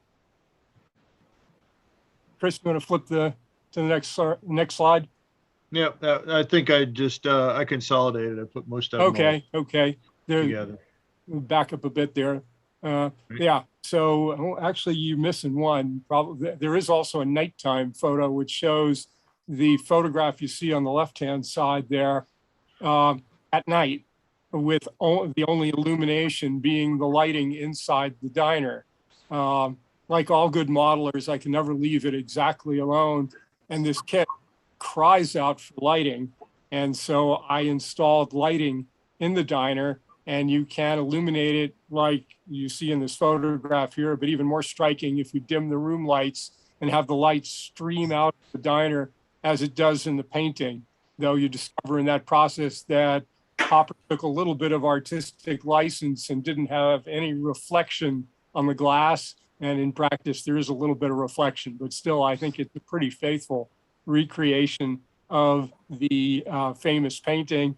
The diner there with the customers, the coffee urns, the counter boy. And if you look closely, you can see that the model comes with some wonderful laser or 3D printed detail. There's salt and pepper shakers, there's napkin dispensers, there's coffee mugs, there's plates, and of course the coffee urns all are 3D printed details. The slide in the upper right is looking down the street, including the mirror at the end that extends the street off into the distance. And then the bottom photograph there is the entire kit as it comes, the cafe in the center with the illuminated area. And then the rest of this was John Armstrong's interpretation of what that building should look like. And they've pretty faithfully copied John's building there. I omitted the water tank on the roof, thinking that that was pretty much a New York City detail that I hadn't seen much elsewhere, and certainly not out west where I model. So I omitted that. But also the building on the right was completely from the imagination of the folks who created this kit. John Armstrong did not have that warehouse on the right. And remarkably, I had this corner of my layout, and this model just dropped into that section perfectly, including you can see the siding in front of the building on the right. And since it had a siding, well, I figured it needed to be rail served. And so I cut out a couple of the windows, and you can see I scratched a warehouse door for both the upper level and lower level so that they can get loads out of that building onto that siding. And there are a couple other additions. One is you see on the side there of the cafe building, there's a little platform that goes to the roof. As John built it and as the kit presented it, there's no guardrail on there. And I just couldn't tolerate that. So I've scratch built some railing, which really doesn't show up in this photograph. And the last fun element of this build is you see the store line there. It ends with a blank wall on the end. John Armstrong put a big billboard type sign on there for the hardware store. That's the last store in the row. But it was a little too cute for me with the Ben Bolt is the proprietor and their legend being nuts to you. So I left that off. And in this photograph, you see just a blank wall. But I subsequently built, I believe it's a Blair Lines kit of the Texas Tavern in Roanoke, Virginia. It's a little hamburger joint. Exists in real life, very small, 10-seat restaurant, and it sits at the end of a blank wall like that. And so in the space that's blank in this photograph now has competition for the all-night diner with the Texas Tavern across the street.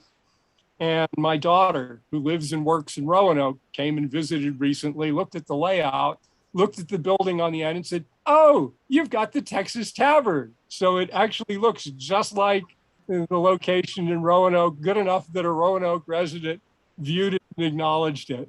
So this is a tremendous kit. There's tremendous amount of laser cut wood in here, a little bit of laser cut or 3D printed material, just a ton of wood, all laser cut, goes together pretty well. This otherwise is pretty much built out of the box with a variety of different textures and finishes. The surfaces of the buildings are all finished, laser cut to have bricks or blocks, though that doesn't show up too well in the picture.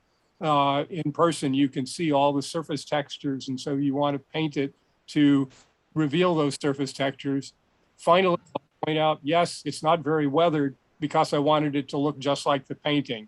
And in the painting, the buildings don't look weathered, and so the key section of the cafe and the street front looks just like the painting. Jeff, who is the manufacturer?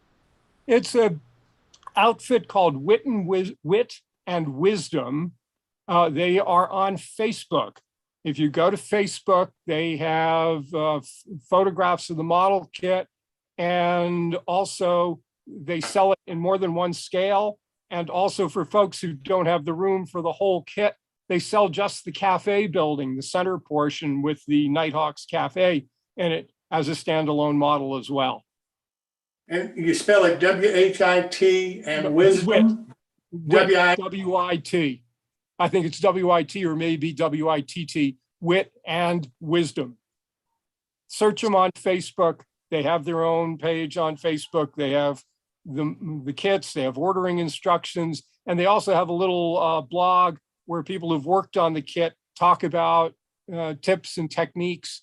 For example, the corner of the building there with the curved window, some people have really struggled to get that curved window in, and people have developed a lot of clever techniques to build that curved window. And there's tips like that people discovered as they built this large kit of techniques on how to get it all together. I see my photograph in the upper right there. It looks distorted. It is not distorted in person. That's an artifact of the photograph, not the kit.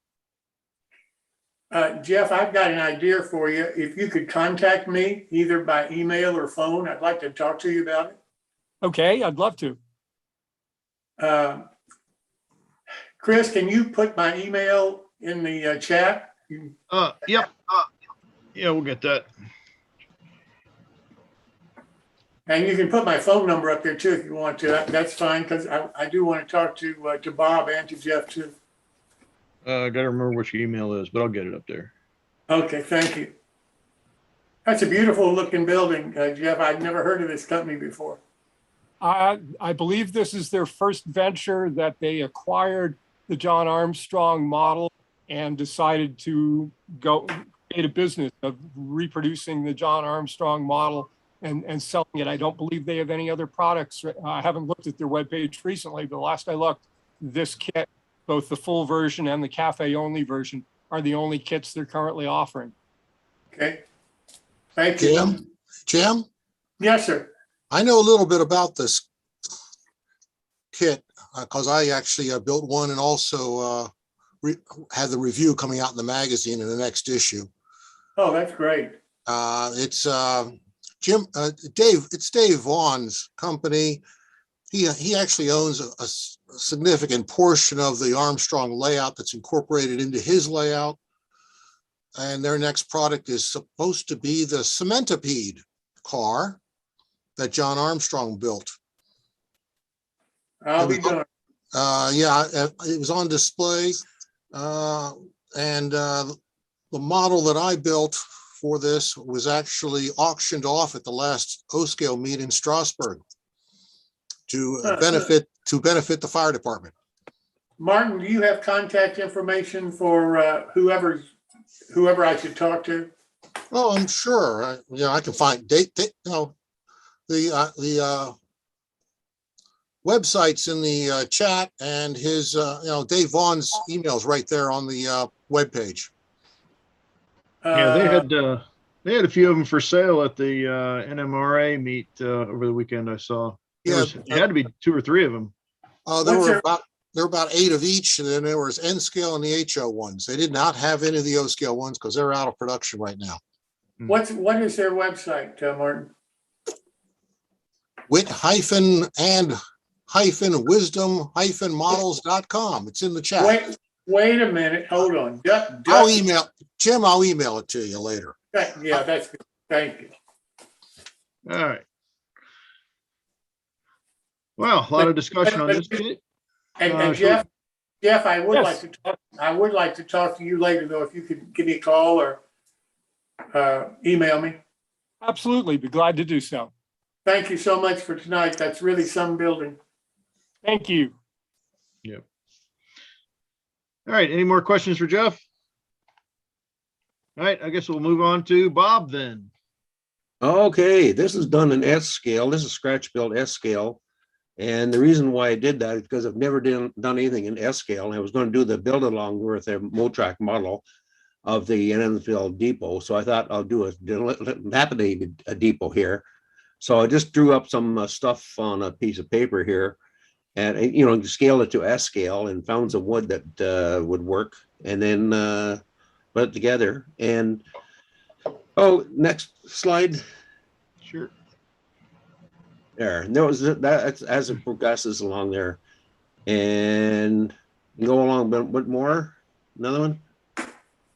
Yeah, that's where it is right now. So just want to run down Depot. Yeah, it's funny. I was looking to put the slides together, and I started. I didn't mark your name on the slides, and I was going through, and I'm like, oh, this has got to be Bob's. And sure enough, I went back, found the email. I was like, yep, that's Bob's.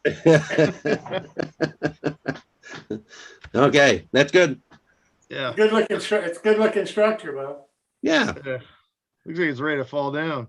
It was hard to get the angle of the roof, on an odd angle, and the canopy on an odd angle, and to fit with the broken support beams and stuff like that. I'm trying to get the roof be caved in a bit, but that part didn't work out.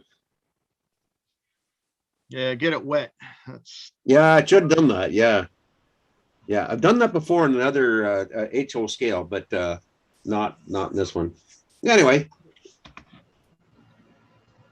All right. I think that's any questions for Bob on this one?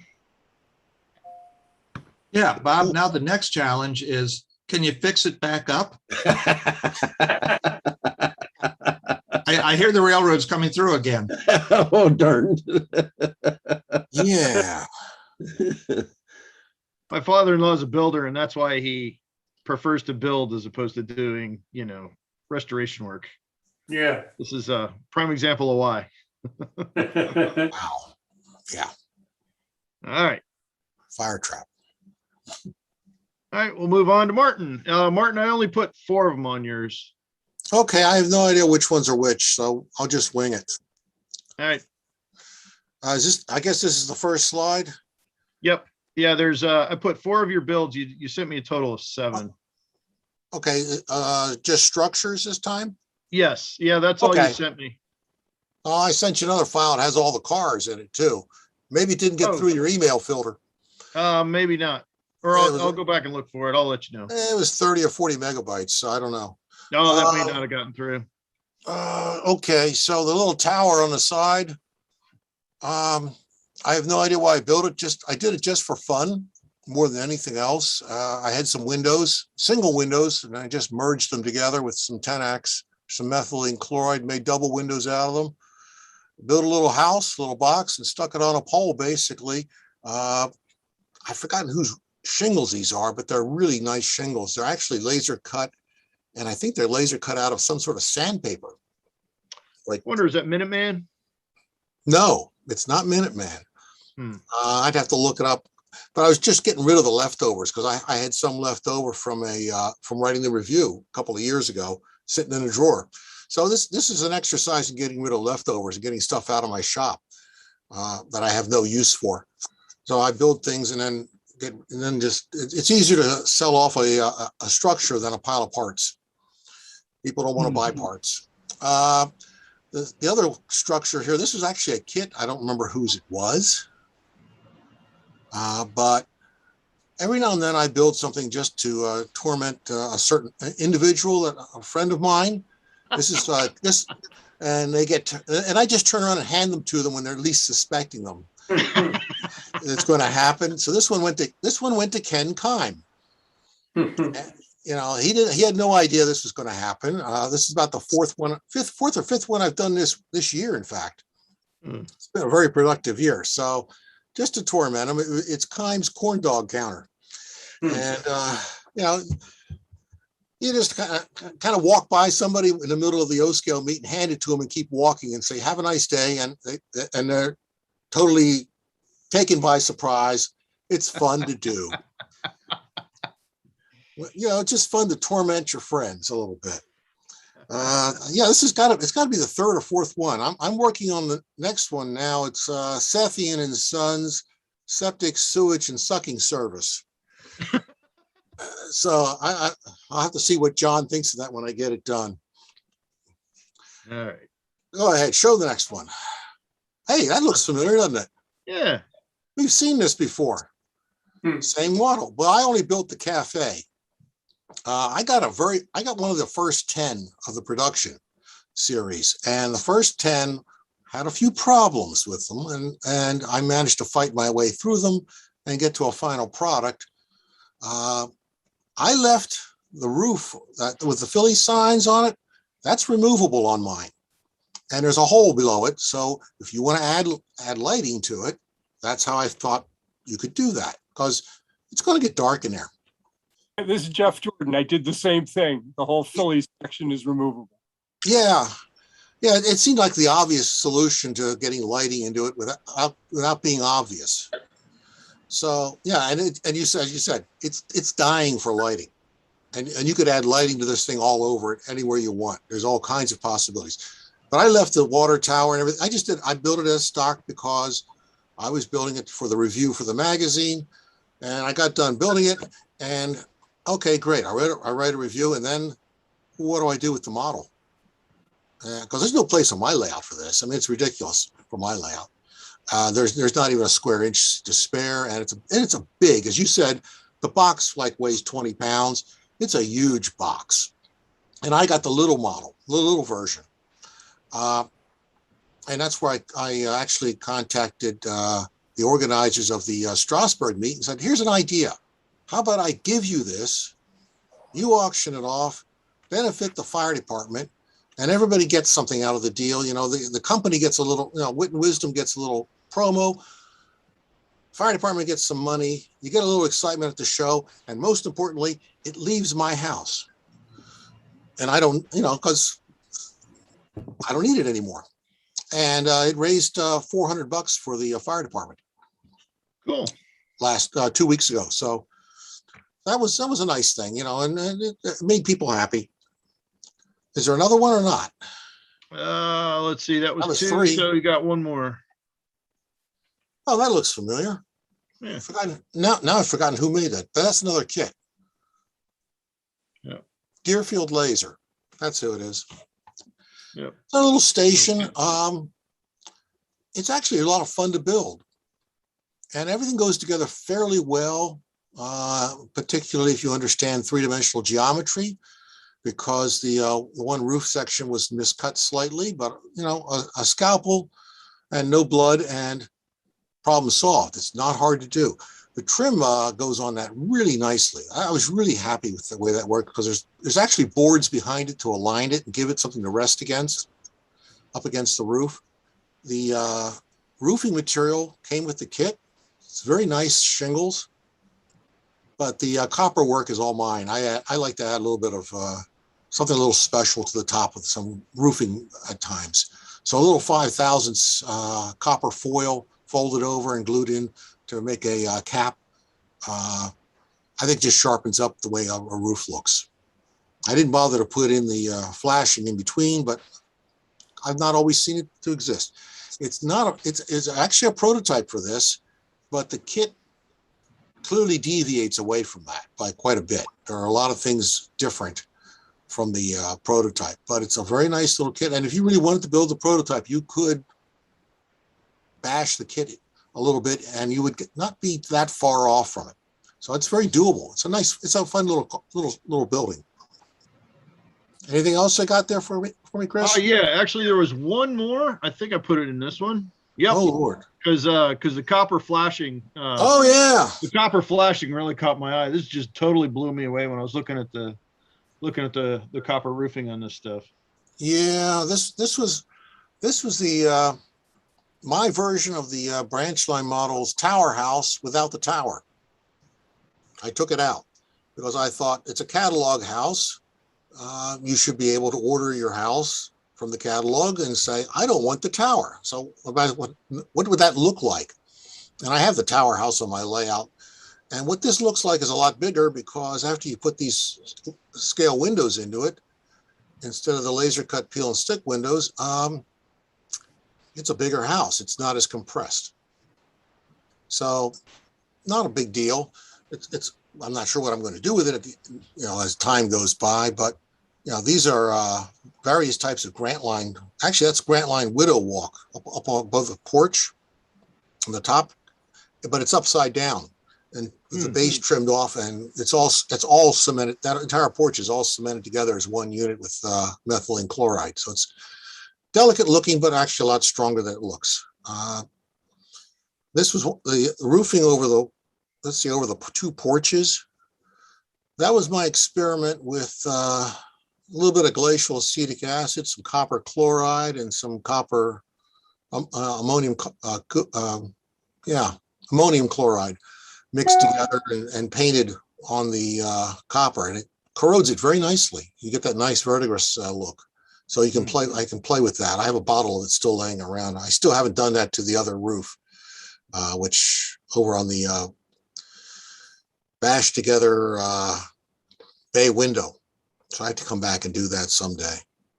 But it was a fun thing to do. Keeps me occupied. Someday I'll actually sit down and write the article that goes with it. Except that it is big. It is large. Kris, could you go back to the first slide that had that Sure. sandpaper roof? Oh yeah. Yeah, Martin, is this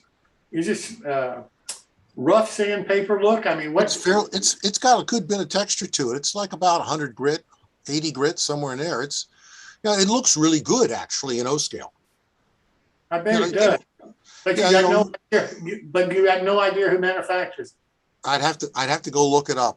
I could find it, but it's going to take me a little while to find it. Boy, if you could, I would really appreciate it. I imagine other people would be interested in it. Do they make it in anything besides O scale?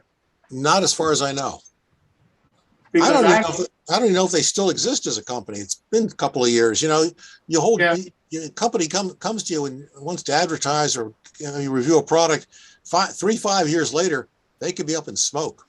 Yeah, it's a neat product though if they still make it. I thought it was really neat stuff, but it's not peel and stick either. So you got to glue it down. Yeah. But I don't care about that. I mean, I've had more trouble with peel and stick 3 years later, unsticking and unpeeling. Yeah. So I'd rather glue it down. Thank you. Martin, chemistry question on the verdigris on that last house model. Yeah. How did you stop the reaction? Usually you add glacial acetic and it keeps like going till there's nothing left. After I start with glacial, it's actually fairly dilute. Yeah, the real color comes from the copper chloride and the ammonium chloride mixed together. There's actually you stay with pure acid. There's no roof left. Now, Bill Davis and I have experimented with ferrochloride and aluminum corrugated, and go right through it. You got to stop it fast, man. That stuff you got to stop fast, particularly on aluminum. Jim, when I've used that kind of etch, I'll put it in a tin with water with baking soda to stop the reaction. Yeah, that'll work. Baking soda is just sodium carbonate or bicarbonate. Bicarbonate. Yeah. Martin, I looked up that material. I had some downstairs. Which one? The roofing, the shingles that have the texture like sandpaper. Who was it? It's Model Tech Incorporated. No, that's not who it was. Real like shingles? That's not who it was. I'm going to have to go look it up, though. Were they peel and stick? No. Okay. These are laser cut, and you have to glue them down. Yeah, these were old skill. I got them at, I guess, Chicago the last time I was there. Anyway, okay. I'll have to look it up. It's in my notes, but I got to find the folder for that article and decipher my notes. I'll get back to you. Somebody else can talk for a while or present stuff. So I'll go look it up and while somebody else goes. All right, we'll move on then. All right, Kris Blackmarr is back. Okay, this is just a quick review of what I've gotten done over the past month. This past month has been really, really limited modeling time for me. Next page. And if you will recall, I am doing a small diorama with that first page of the station and the freight house, that boxcar freight house. It also contains a kit bash to make the hotel. And next page. And the base of the hotel was the Downtown Deco pool hall, Bingo's pool hall, next page. So where I'm at currently, when we left last month, I said that the second floor had been built and was in place, and I was working on the framing for the second floor. Next page. So this shows that second floor in place. There is bracing on the underside. Next page. And here's the sidewall that I built. It's just kind of a quick Dewey type thing here. I did use the appropriate, well, I cheated some, but it's got a jack and king studs around the windows, primarily for gluing surfaces. Also, it's not the straightest thing in the world, but 99% of this siding, or excuse me, this framing will not be seen. Next page. And this just shows the frame sitting over the Bristol board and where I'm cutting it out to make sure everything fits correctly. Next page. And then I used some old Paper Creek paper, the old floor, glued to that mat board, and then over that I glued the built-up frame that I had. And then next, this will have the worn-out siding going on it, and that's kind of where this structure stands at this point. I'm in the process of doing the other side wall and end walls. And next page. This has to do with the roof of the freight station. This was the thing that I screwed up and just got in a hurry and did real quick, down and dirty, and did myself in and didn't restart it like I should have. If we go to the next page, this is where we left off last month. And next page, this is where I'm at after a bit more coloring on this roof. So it's coming together, but slowly and surely. And next page. The additional things that I've done is a bunch of work on color theory and paint mixing for the Sandbox series coloring book. The Sandbox series, I'm doing a coloring book on that. So that'll take about another year and a half before it's ready, though. I did some more testing with pan pastels, applying them directly to wood, but I used a modified applicator to do that, and still kind of playing with that, but it's working a lot better. So I'm figuring out how to use pan pastels on wood versus just the powdered chalks or powdered soft pastels, or scraping them onto it and then spreading them with a brush. And then finally, I did about 2.5 hours worth of some preliminary research and planning for the ITLA structure build along that's upcoming. And that's kind of my modeling in a nutshell for the past month. Any questions? All right, guess we'll move on. And now the Hunterline drawing. It's $50 good towards any Hunterline product. And let's see here if I can stop share and we can turn it over to Rick Hunter for a minute. And Rick can talk about Hunterline. Hi, are we on? Yep. Good. All right. I'm Rick and this is Maureen. We're from Hunterline in Cambridge, Ontario. We had a build along. This is our second build along.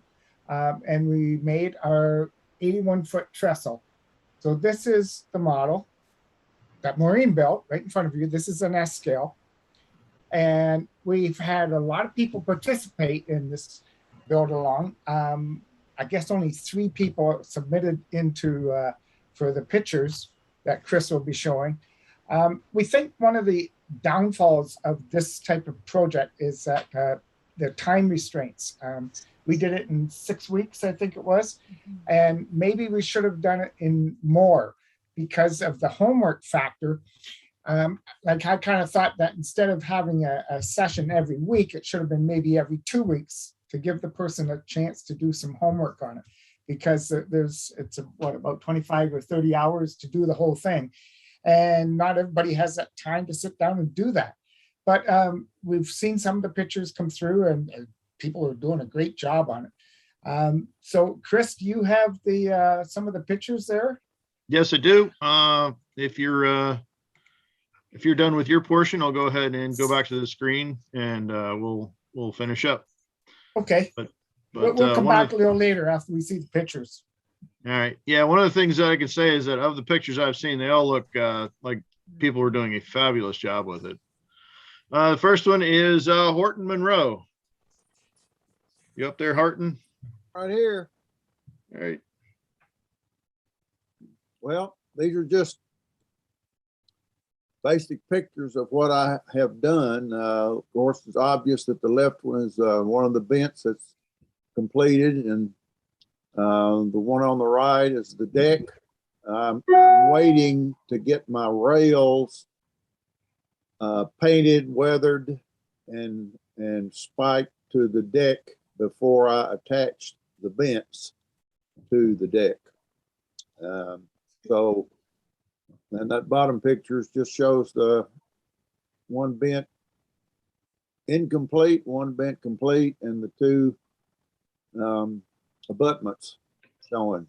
So, hey, that looks great. Good job. Thank you.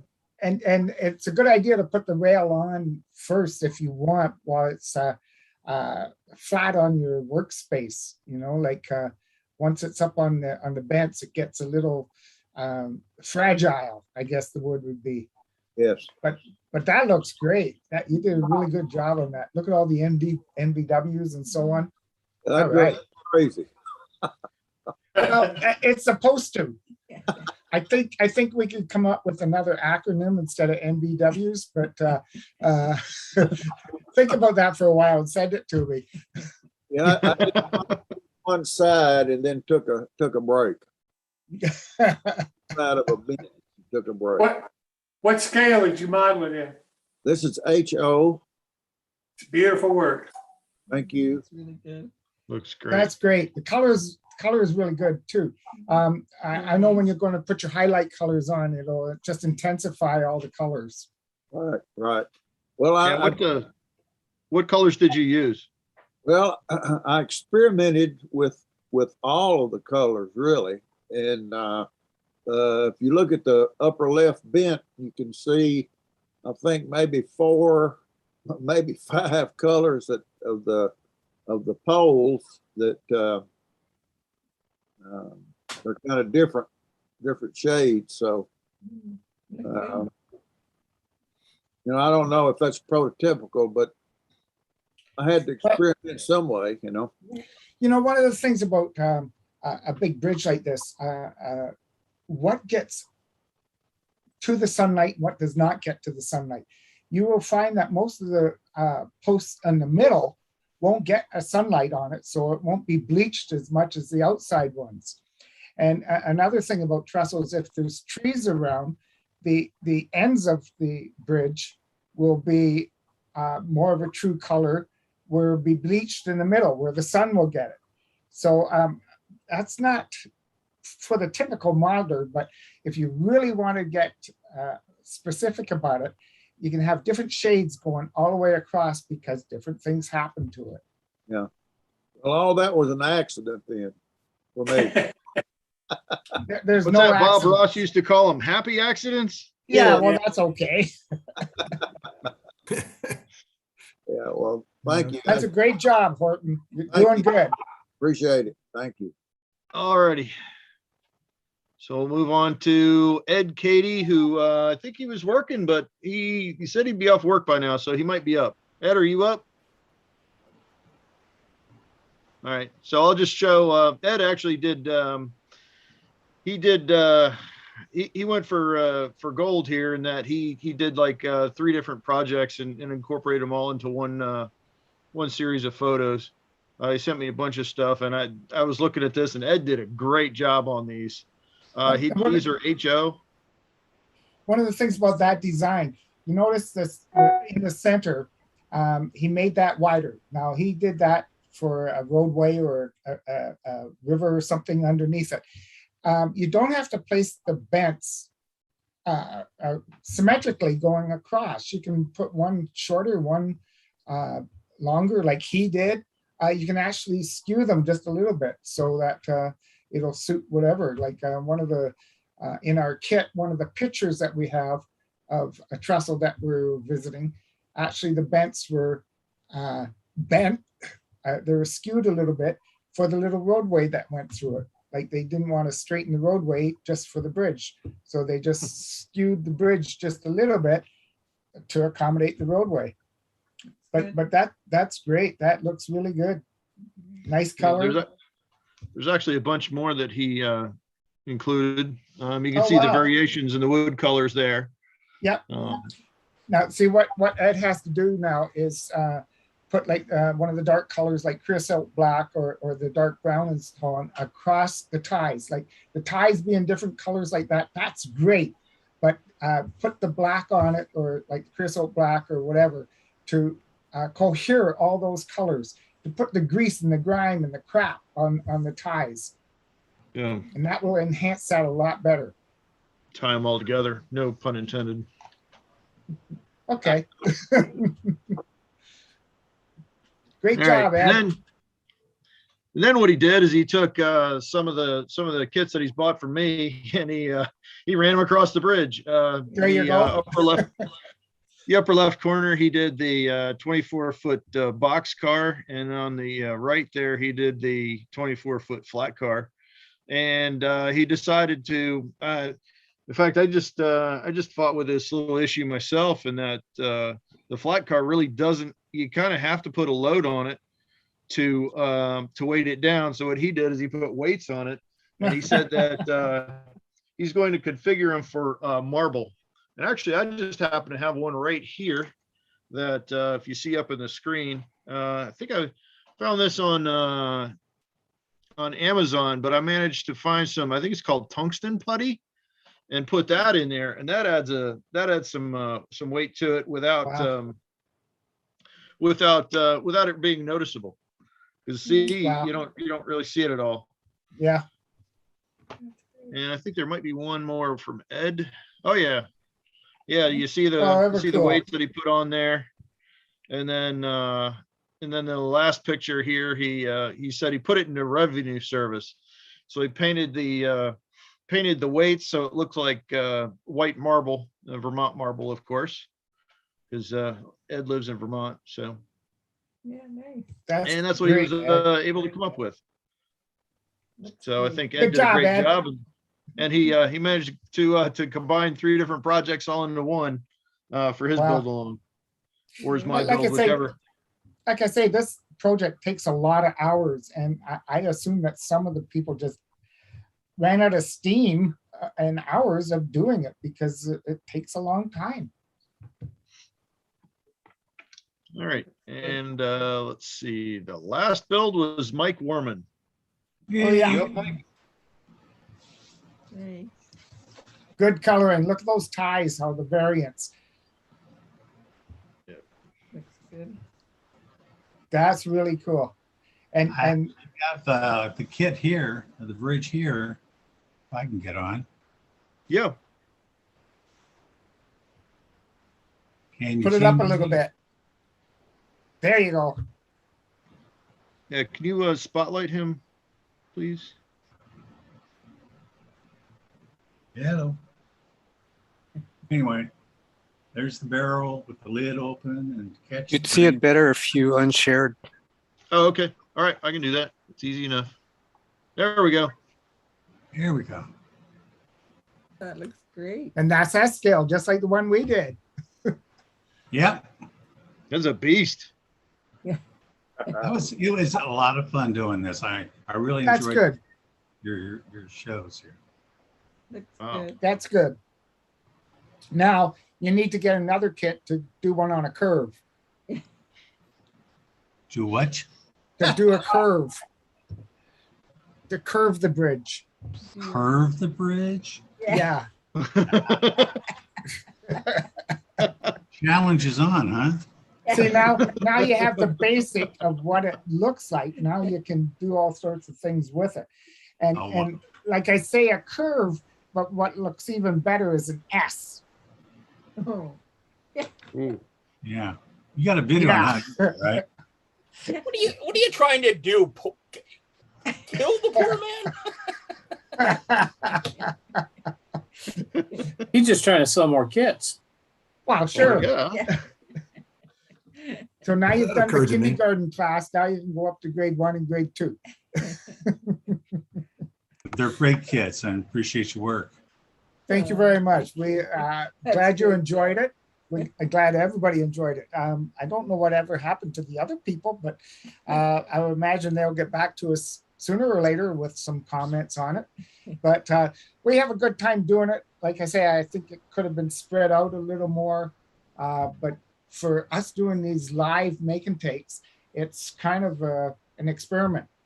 The King Post was an experiment. It went pretty good. This one, I think, could have had a little more time involved in it. Next time, right? Looks great. Good job. Thank you. All right. So what we can do here, I think Greg Cassidy found a neat little way of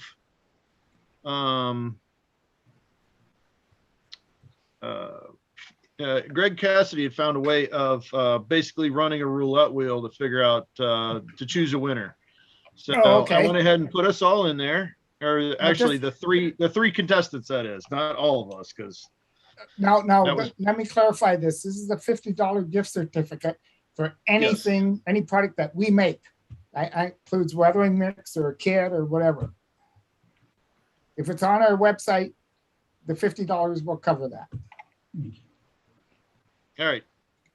All right. So here's our wheel. Oh, wow. Yeah, we're going high tech on this one. This is pretty tacky. We had this bowl full of everybody's name and we're going to pull it out, but. All right. So let's see if we can spin it here.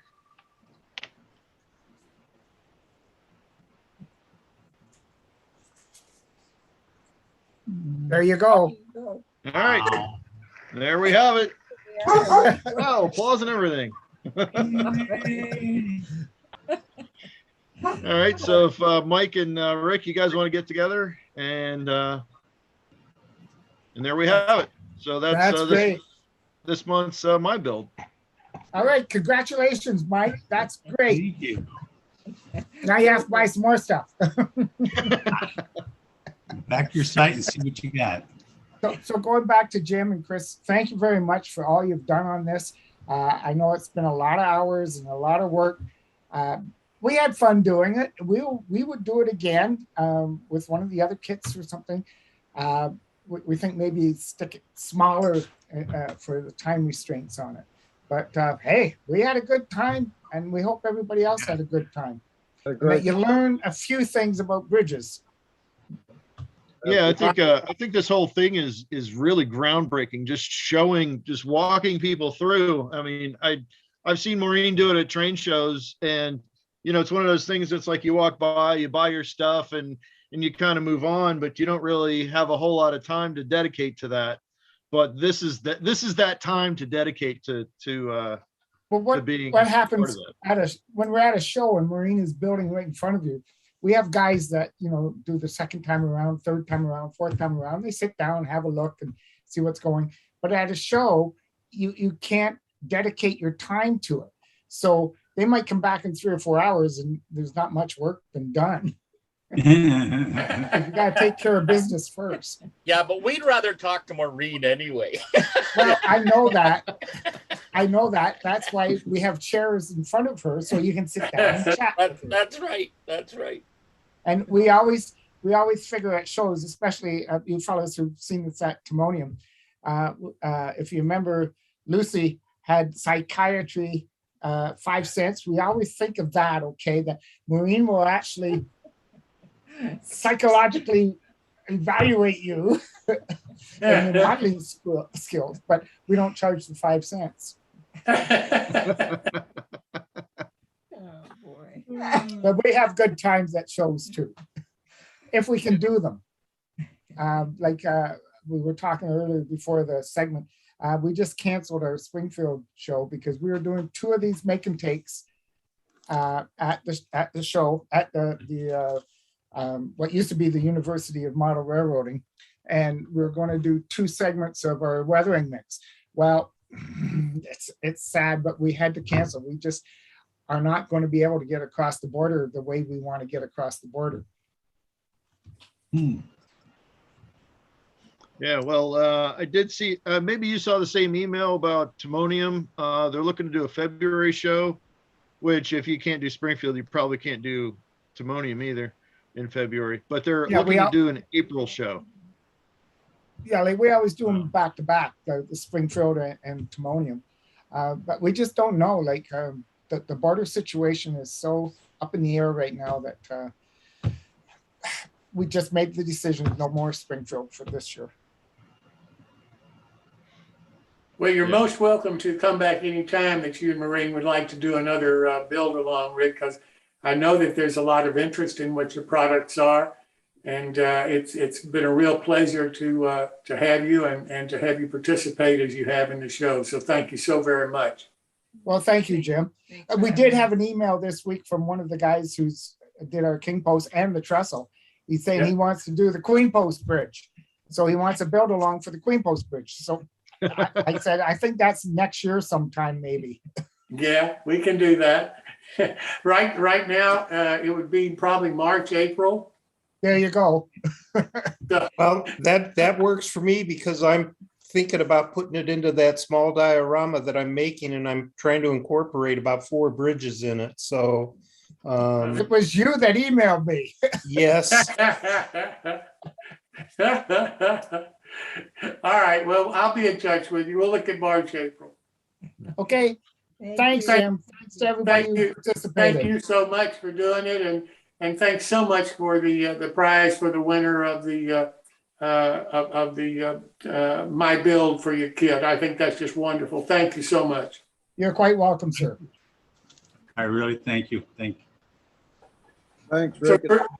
So Chris, is that it for you? The My Build this time? Yep, we're done for now. I think I got everybody. I know last time I missed a bunch of people and I was like, oh crap. I went back and dug them all out, so I put them on first. So if I missed you, I apologize. One thing that I think I forgot to do the last time we did this was thank Jeremy Wyant for standing in for me while I was in the summer.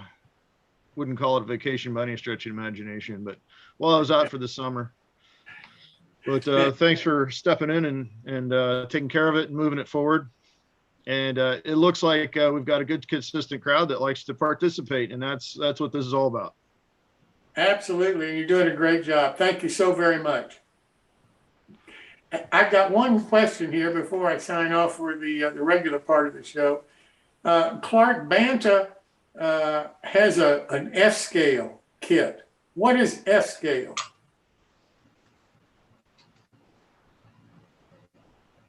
What do you mean? What is S scale? Well, I'm assuming it's larger than G scale. I know. I think you got your letters F. mixed up. No, I think you said F. Oh, I heard S as in Sam. F is in Franklin. No, F is in Franklin is 1 to 20.3. Yeah, it's 20.3, the Bachman stuff. It's a variation. 20.3. You guys answer the question then. Yeah. It's a variation of G scale. Gotcha. Yeah, like garden scale is a variety of different sizes, and it's used for the garden. And they want to specify something. So Bachman specified F scale, and it's 20.3 to 1. Yeah. It's a specific size. Yeah, but when you're talking about G scale, it shouldn't be called scale. It should be called suggestions. Yeah. Yes. That's true. What the F scale is, the Garden Railroad got underway with running on a track out of Europe, and we adopted that here. But to have narrow gauge, they didn't want to produce narrow gauge track. And the guys would have to relay all their outdoor layouts. So they just kept scaling up the numbers until 120.3 fits the gauge of the normal garden railroad track. The way it started out, right, was LGB was modeling narrow gauge European prototypes, which were meter gauge. Yep. And that was 1 to 22.5 to get you meter gauge on 45 millimeter track. Now, if you want to model North American 3-foot gauge, you can change the scale, but keep the same track. So that's how you get 1 to 20.3. So 120.3 or F scale is really garden railroad narrow gauge. That's right, 3-foot gauge on 45 millimeter track. Yeah.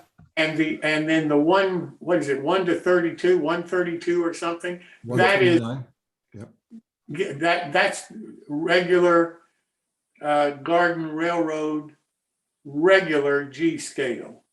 Some of the Standard stuff I have. Yeah. There is no standard in G scale, as Greg said. It's well, what it is, the track is still the same. Yeah. But the 129, that's for people that are doing a lot of the modern railroads with the great big huge diesels. So 1 to 29 makes no sense at all, but USA Trains adopted that for some reason, by using for modeling standard gauge, but the correct standard gauge would be 1 to 32 on 45 millimeter Yeah, track. like some of my rolling stock is 1 to 32, some of it's 1 to 29, some of it's 1 to 24, some of it's 20.3. They all look neat together because they're different sizes. This is like the question of what's the best way to clean track. Yeah, I'm almost sorry I asked this question. Exactly. Now, I do have a question. How did they come up with F for the 120 narrow gauge? Fine, for fine scale. Oh, I thought the CEO was Frank. He was being Frank. All right, listen, let me stop this so that Clark can have some fun with the after show. I really appreciate everybody coming tonight. I hope you'll come back many times. I think we had some great presentations. Most of all, I hope you learned something. I hope you enjoyed it, but I hope you learned something. So happy modeling until next Wednesday. And now I'll turn it over to Clark for the after show. Thanks again so much for coming. Well, hi, gang. Welcome to the after Hi, show. Clark. Hey, just a little info. I don't know if the big announcement. Big, very big. Well, it's really an N scale announcement. My N scale kit showed up at the neighbors because the wrong address. Sorry about that, Clark. I ran over and Jeff sent me where he sent it to. I said, oh, and they're brand new. So they had no idea who I was. And so I went and knocked on their door and they jumped about 8 feet because, they don't Do they have a for sale sign in front of their house yet? Not yet. Wait till tomorrow. That's right. And tomorrow. So anyway, she goes, yeah, I got this box today. She says, I don't know what it is. And she says, I was going to leave it in the mailbox for them to pick it up tomorrow. I said, oh no, you won't. So anyway, we got it. So I'll have to work on that tomorrow. So that's the big announcement for the world of N-Scale and the after show. So now, I don't know, do you guys want to, oh boy, I don't even know what I want to say this. Any of you guys want to continue on with the GF scale debacle? I was just thinking about the oxymoron that's the big news about N scale. That's right. That's right. I'll tell you a little story about G and F scale. Here we go. We were down at Timonium on the October show. So it was our Thanksgiving up here. And we were on our way back across the border. And the border was backed up maybe about 4 miles. Ooh. And it took about an hour and a half or 2 hours to get up to the border guys. And he saw that, oh, model trains. So I guess he wanted a break. So he said, so what is the difference between G and F? Well, we were good for 15 or 20 minutes for him to have his break. That's like, I had a similar situation. We were at an NFR meeting in Lockport, New York. And a lot of the guys had pre-ordered some stuff and it was all at this guy's house. So we were carrying across the border. And the one guy says, so he goes, the customs agent goes, what have you got, sir? And he goes, oh, I got a couple of magazines. Okay. What about you? I got this. All right. What about you, sir? He says, well, I have a toy engine. He says, oh, really? And you could just tell that we weren't, toy guys. And he says, and this guy was the guy driving. He goes, that wouldn't happen to be the new freewheeling 6060 from K-Vel Hobbies, would it? And everybody in the car went, uh-oh. and the owner, the guy in the car goes, it could be. He goes, you'll love it. I got mine last week. Carry on, gentlemen. And we went through the border. But yeah, oh boy. And yeah, there's a lot of for those who cross the border like we do, and Larry and Al and the rest of us, especially Rick and Maureen, but we could probably go on for hours about stories on that. So oh yeah, absolutely. Yeah. Good and bad. Good and bad, yes. Yes. So let me see who Michael, you were on. You had the big S-scale bridge. That was pretty cool. And Paul, now listen, do not talk to Paul Egri. Do not talk to this man. Absolutely. Because him and I had a fantastic chat, and then he started sending me these paper files. And I have been doing nothing but printing and looking and printing and looking, and I haven't had time to actually talk to him back. But he's got all these fantastic paper models, and I'm like, oh, I like this one better. Oh, I like Clark, I've been talking to him for the last week, and he sent me some printouts too. Oh, don't talk to him. No, he sent me a link to a website where they show a lot of them being used and being built, and it's fascinating watching it. It's I have been, when I have had the time, because of my friend the kidney stones have been acting up again, and when I've been looking at them, and I keep, Paul would say me, did you get the stuff? Well, I go, yeah, I got it, but I can't. Let me get back to you. And when I keep looking at this stuff, I'm going like, oh, I don't need this big rabbit hole to go down anymore. But it is really neat what he has done. And if Dave, I don't know if Dave's still on here or not,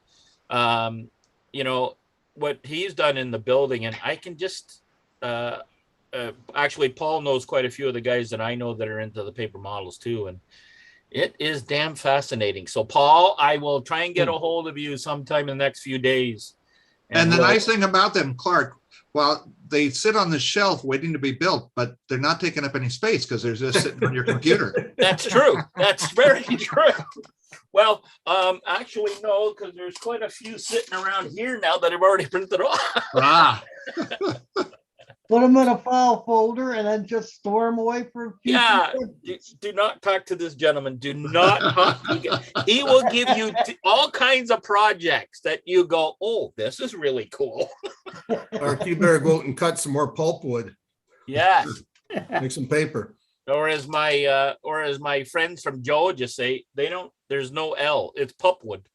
But see, but see, Clark, if all he's done is send you stuff to print out, yes, that's only step one. Yeah, I know. now his step two is not just sending you stuff. Yeah. His step two is to convince you to learn from him how to design your own building. And so he wants you to become the designer. So once he gets you hooked on, oh, isn't this neat? Then he wants you to become the student, so you get hooked on designing for everybody else. Oh, he did that. He did that to me. I got news for you. He's already set the hook. He actually found that I had a paint program on my computer that I didn't know I had. Yeah. Yeah. No. Oh, that's it. That's step 3. Once you say, well, what program would you use? Then he can tell you exactly where it is already on your computer. Do not follow the light. It just leads to more problems. Well, I don't have time to right now, but I'm going to one day. Yeah, me too. I that's what I said to Paul. I said, I'm fascinated. I am fascinated at how he has done this, and I'd love to learn. And so, but it's just going to take some time on my part to get some time. Well, Dave Rarick is the one that builds all the stuff for him. Yeah. So if you ever have a question on what should I do to this or how should I make this appear like this, Yeah. Dave Rarick is the person that you contact. No, because I think they team up on you. They do. I think they're a tag team.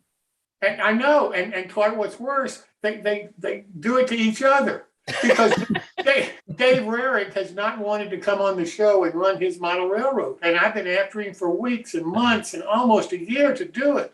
Well, now Paul said, Dave, I want you to do it, and Dave has given up and said, okay, I'll do it. Oh, but yeah. it's taken a year, and until Paul ganged up on him, I couldn't get him to do it. Yeah, see, that's not no, no. Yeah. Hey, Clark, Yes, sir. have you by chance looked at Dave's Facebook page? Yes, thank you. Okay. I'm not going to say any more. Just stay away, you people. Just stay away. No. Hey, let me see. Who else is here that's got a new oh, by the way, Mr. Woodhead, up here in the north, it's like almost winter now. Oh, yeah. Oh man. The leaves are Yeah, we were getting down close to 0 at night here in Toronto, but today was 15 or more, I would say. well, today I was out barbecuing. It was about 14, but oh man, it's we got no leaves left at all. Yeah, yeah. It's Come on down. We got lots. Yeah, They're still no. green. Oh hell no. Mr. Woodhead, since you're on tonight, are you on the show on November the 3rd? Yeah, I am. I've got it right here in my date book. Okay. Actual paper date book. I had it all messed up before. I just wanted to make sure. Oh, that's fine. Yeah, no problem. I'm going to continue with my layout tour, although I've got a couple of new things to talk about too. I've been delving into Proto 48 territory. Oh no. I don't know. That's not the reaction I was looking for. No. New rabbit hole. You know, I belong with another group, and everyone is slowly turning to the dark side of Proto 48. Oh yeah. Well, for me, it's like less is more. All I've got is some trucks. I've got about 10 inches of track just to test my trucks on. so that's a pretty humble layout so far. Well, don't. That's all you need. Yeah. Don't talk to Paul Thompson, because he's like getting into it as well. Yeah. Mark Zagrodny lent me some track gauges and stuff. Oh yeah. Okay. Yeah. So he's been there for a while. Did he make them? No. Oh yeah. Actually, in fact, a couple of the roller gauges I think he made. Yeah. I'm not sure of that. Jeff, are you a Proto 48 guy? I saw you shaking your head or something. Jeff Jordan. You're on mute. Yeah. No, actually, I'm far from it. I'm an ON30 guy. Okay. I have a friend who keeps a jar on his workbench full of rivets. He says, if you want to count rivets, here. At least you know where to borrow some. That's right. All right. I the way you were nodding your head, I'm like, he's gonna be. No, I know all about it. And back when I was in HO, I was in a group that worked on fine scale HO and things like prototypical wheels and Yes. Proto 87.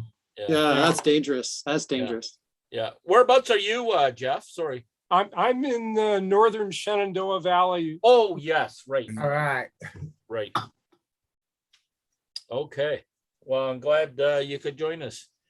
Who I'm else having a haven't lot we of fun heard? with this. Oh, well, Can I, this is the crazy part. Oh, can I interject something that came out of the YouTube group? sure. Did somebody make a suggestion about using tungsten putty? Yes. Yeah. So there's a TCS. Martin? Sorry about my lighting. I'm getting ready for Halloween. I thought it was Halloween. It looked pretty scary. 4 days to go. One of the YouTubers, TCS YME, I don't know how exactly he uses his username, but he said, one quick thought about the tungsten putty tip. Be careful with it as it will flow over time. I have a friend who used it to ballast a model airplane, which he then hung on the wall. A month or two later, it had dripped into the tail and threw the model all out of balance. Oh, really? Okay. Weird. All right. Martin, are you still here? You're kind of our chemical guy. Yeah. Yeah. So What do you think? I don't know anything about tungsten putty. I know tungsten's damn dense though. I mean, it makes a better weight than lead does. Yeah. Okay. Gotta But stay beyond with that, something safe, like I lead. wonder though. I mean, the point is that it sort of liquefies, I guess, over Well, time, and well, it's not pure tungsten, obviously. I mean, Yeah. but it's milled ground putty. It's Something the other like that. stuff that's flowing around. yeah, So yeah. I don't know. Maybe not. Don't hang it next to the vent where the heat's coming out. Well, that might be a problem too. Yeah, I don't know. Maybe it's the temperature in the room. sure. And if he's hanging it from the ceiling, it'll be warmer there than it would be at, lower temperature or I don't lower know. down. It's just something to be aware of, though. It's a good caution. Ed Cady, that's a point on your model. So I don't know if Ed's still here or not. Ed's not on tonight. No, he was. He just showed up I late. came on just, I guess, when the presentations were over. Yeah. Timed it just right. Yep. Yeah, I did just right. we really liked your bridge, though. Yeah, you missed a standing Yeah, that was ovation. cool stuff. That's cool stuff, Ed. Yeah, thank you. It's one of those things I was hoping to get the quote scenery done, but ran out of time. Well, ran out of time because I didn't realize that it took a while to dry. Hey, Rick, you got to be pretty happy with all these guys, eh? I mean, fantastic models. Oh yeah, like we're happy to pass this stuff on. Like Oh, if we can make somebody a little bit better, great. Well, That's what it's all about. as much as I kid you, we've been friends a long time, and you've been doing a great job with a lot At of least the 30 division. years. What? At least 30 years or At so. least, yeah. So, but I mean, it is a fantastic service that you and Marine provide to divisions and stuff, and then doing it like this. I know Jim and the rest of us are very thankful for your efforts. So thank you. Well, thank you. We have fun. This is what it's Oh, about. That's what it's about. Yeah. Yeah. And, if and for some of us, who known each other, as I said, like Larry and Al and Dave, and I've known a lot of these guys for a long time. So we try not to get it too inside jokes, but we like to have some fun. And now I have a new buddy, Paul, but I'm not talking to him. And You're giving Paul the silent treatment? he'll because if you talk to him, he just sends you more neat stuff. Terrible. But Terrible. hey, I have to ask, as I always do, Ted, What's for dinner? Yeah, and as I usually say, I don't know. I don't know. I had fish and chips last night. I do. That's an accomplishment that I remember what I had for supper last night. All right, that's good. Hey, Darren, good to see you. I haven't seen you for a while. Oh, wait, whoa, hold a second. I got something to show you.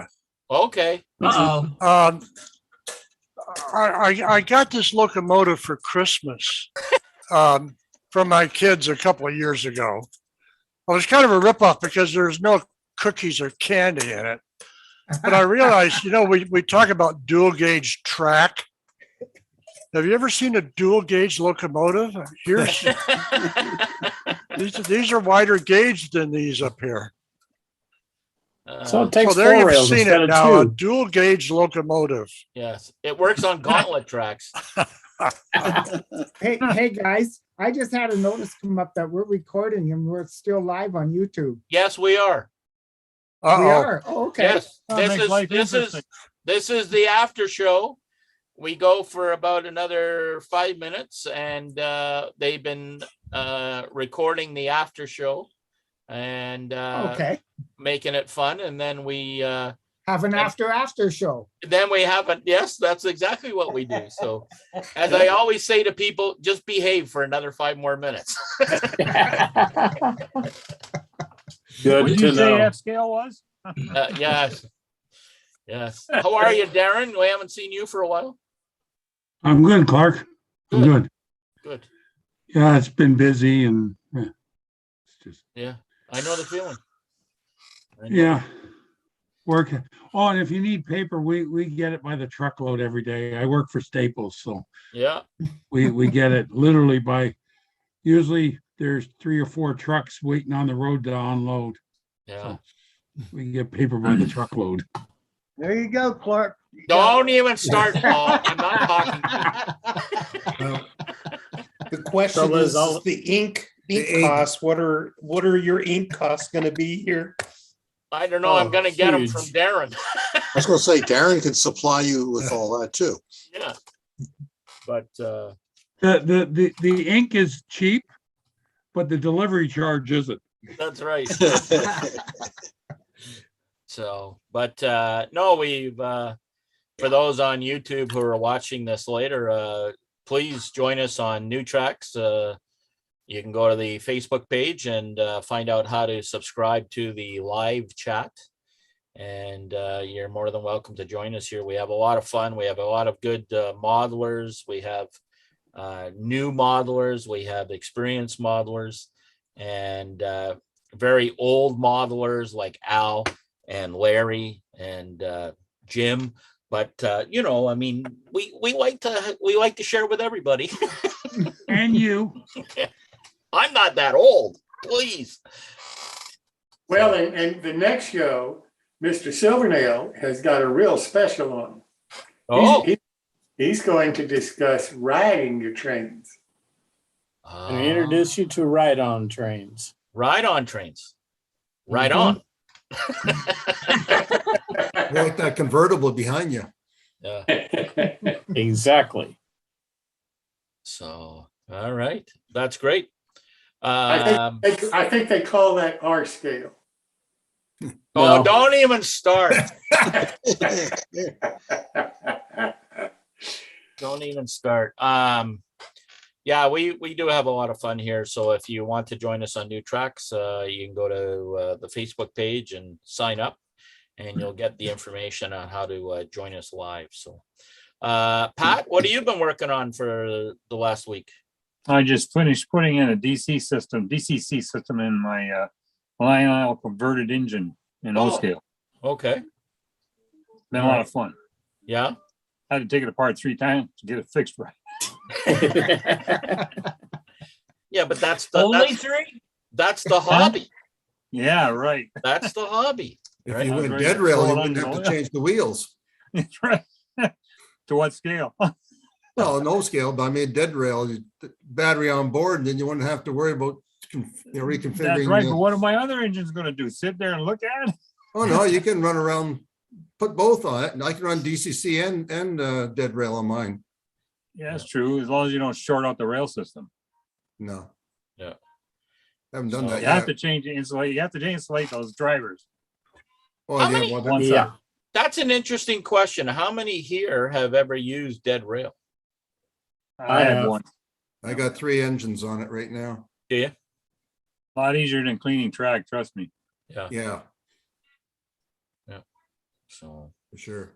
and I used well, turpentine to clean my track once, and boy, I'll tell you, it stunk that basement up so bad I couldn't stop.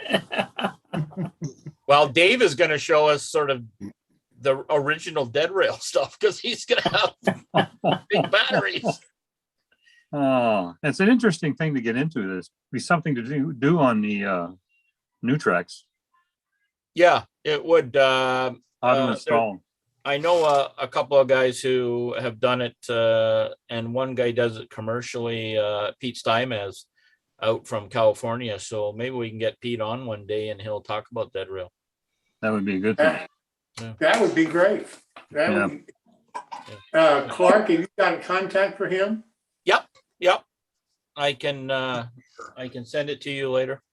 Okay, what is his name? Pete Steinmetz. Steinmetz. Steinmetz. Sorry, what did I say? Steinmetz. Yeah. S-T. I thought he'd been on this show. Yeah, Pete. thought Yeah, so, actually, he was. He's been on. He was talking about weathering. Yeah, Yeah, he was That's a long our ways to the pan, end of them. pan pastel guy. right, a couple of months ago. Yeah. Yeah. But you're saying that he does the actual installation of the, Correct. battery? Correct. Yes. That would be really good. Yeah, I think it would be too. Yeah, I'll send you his info and you can Okay. talk to him. yeah, that's great. I'll do that. And during the show, I was emailing Bill Banta back and forth. So you've already got the email, and Looks great to me. yeah, and I sent it to Jason or to who's our Jamie. Jamie. So I sent it to him. So I'm sure it'll be on the webpage shortly. Should be. It was just confusing because you had G and F together, and I just didn't understand what, Those who need to know will know. All right. Well, what we're going to do, we're going to cut off the recording part. And again, thank you all for participating and behaving. And once the show is cut off from YouTube, we will Let her hang. We will continue. And we have an intermission to go get some beers. Yeah, sure. Ah. All right. Where's my Ken? You can cut it off.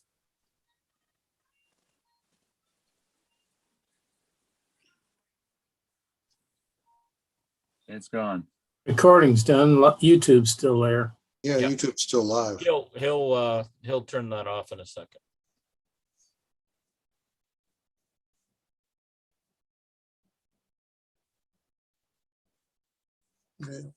Actually, Clark, it shows you as host, so you might have to be the one to pull the plug on YouTube. You may have to take it over because I don't even know how to do that. If you go down to where it says reactions, you got the ... Yep.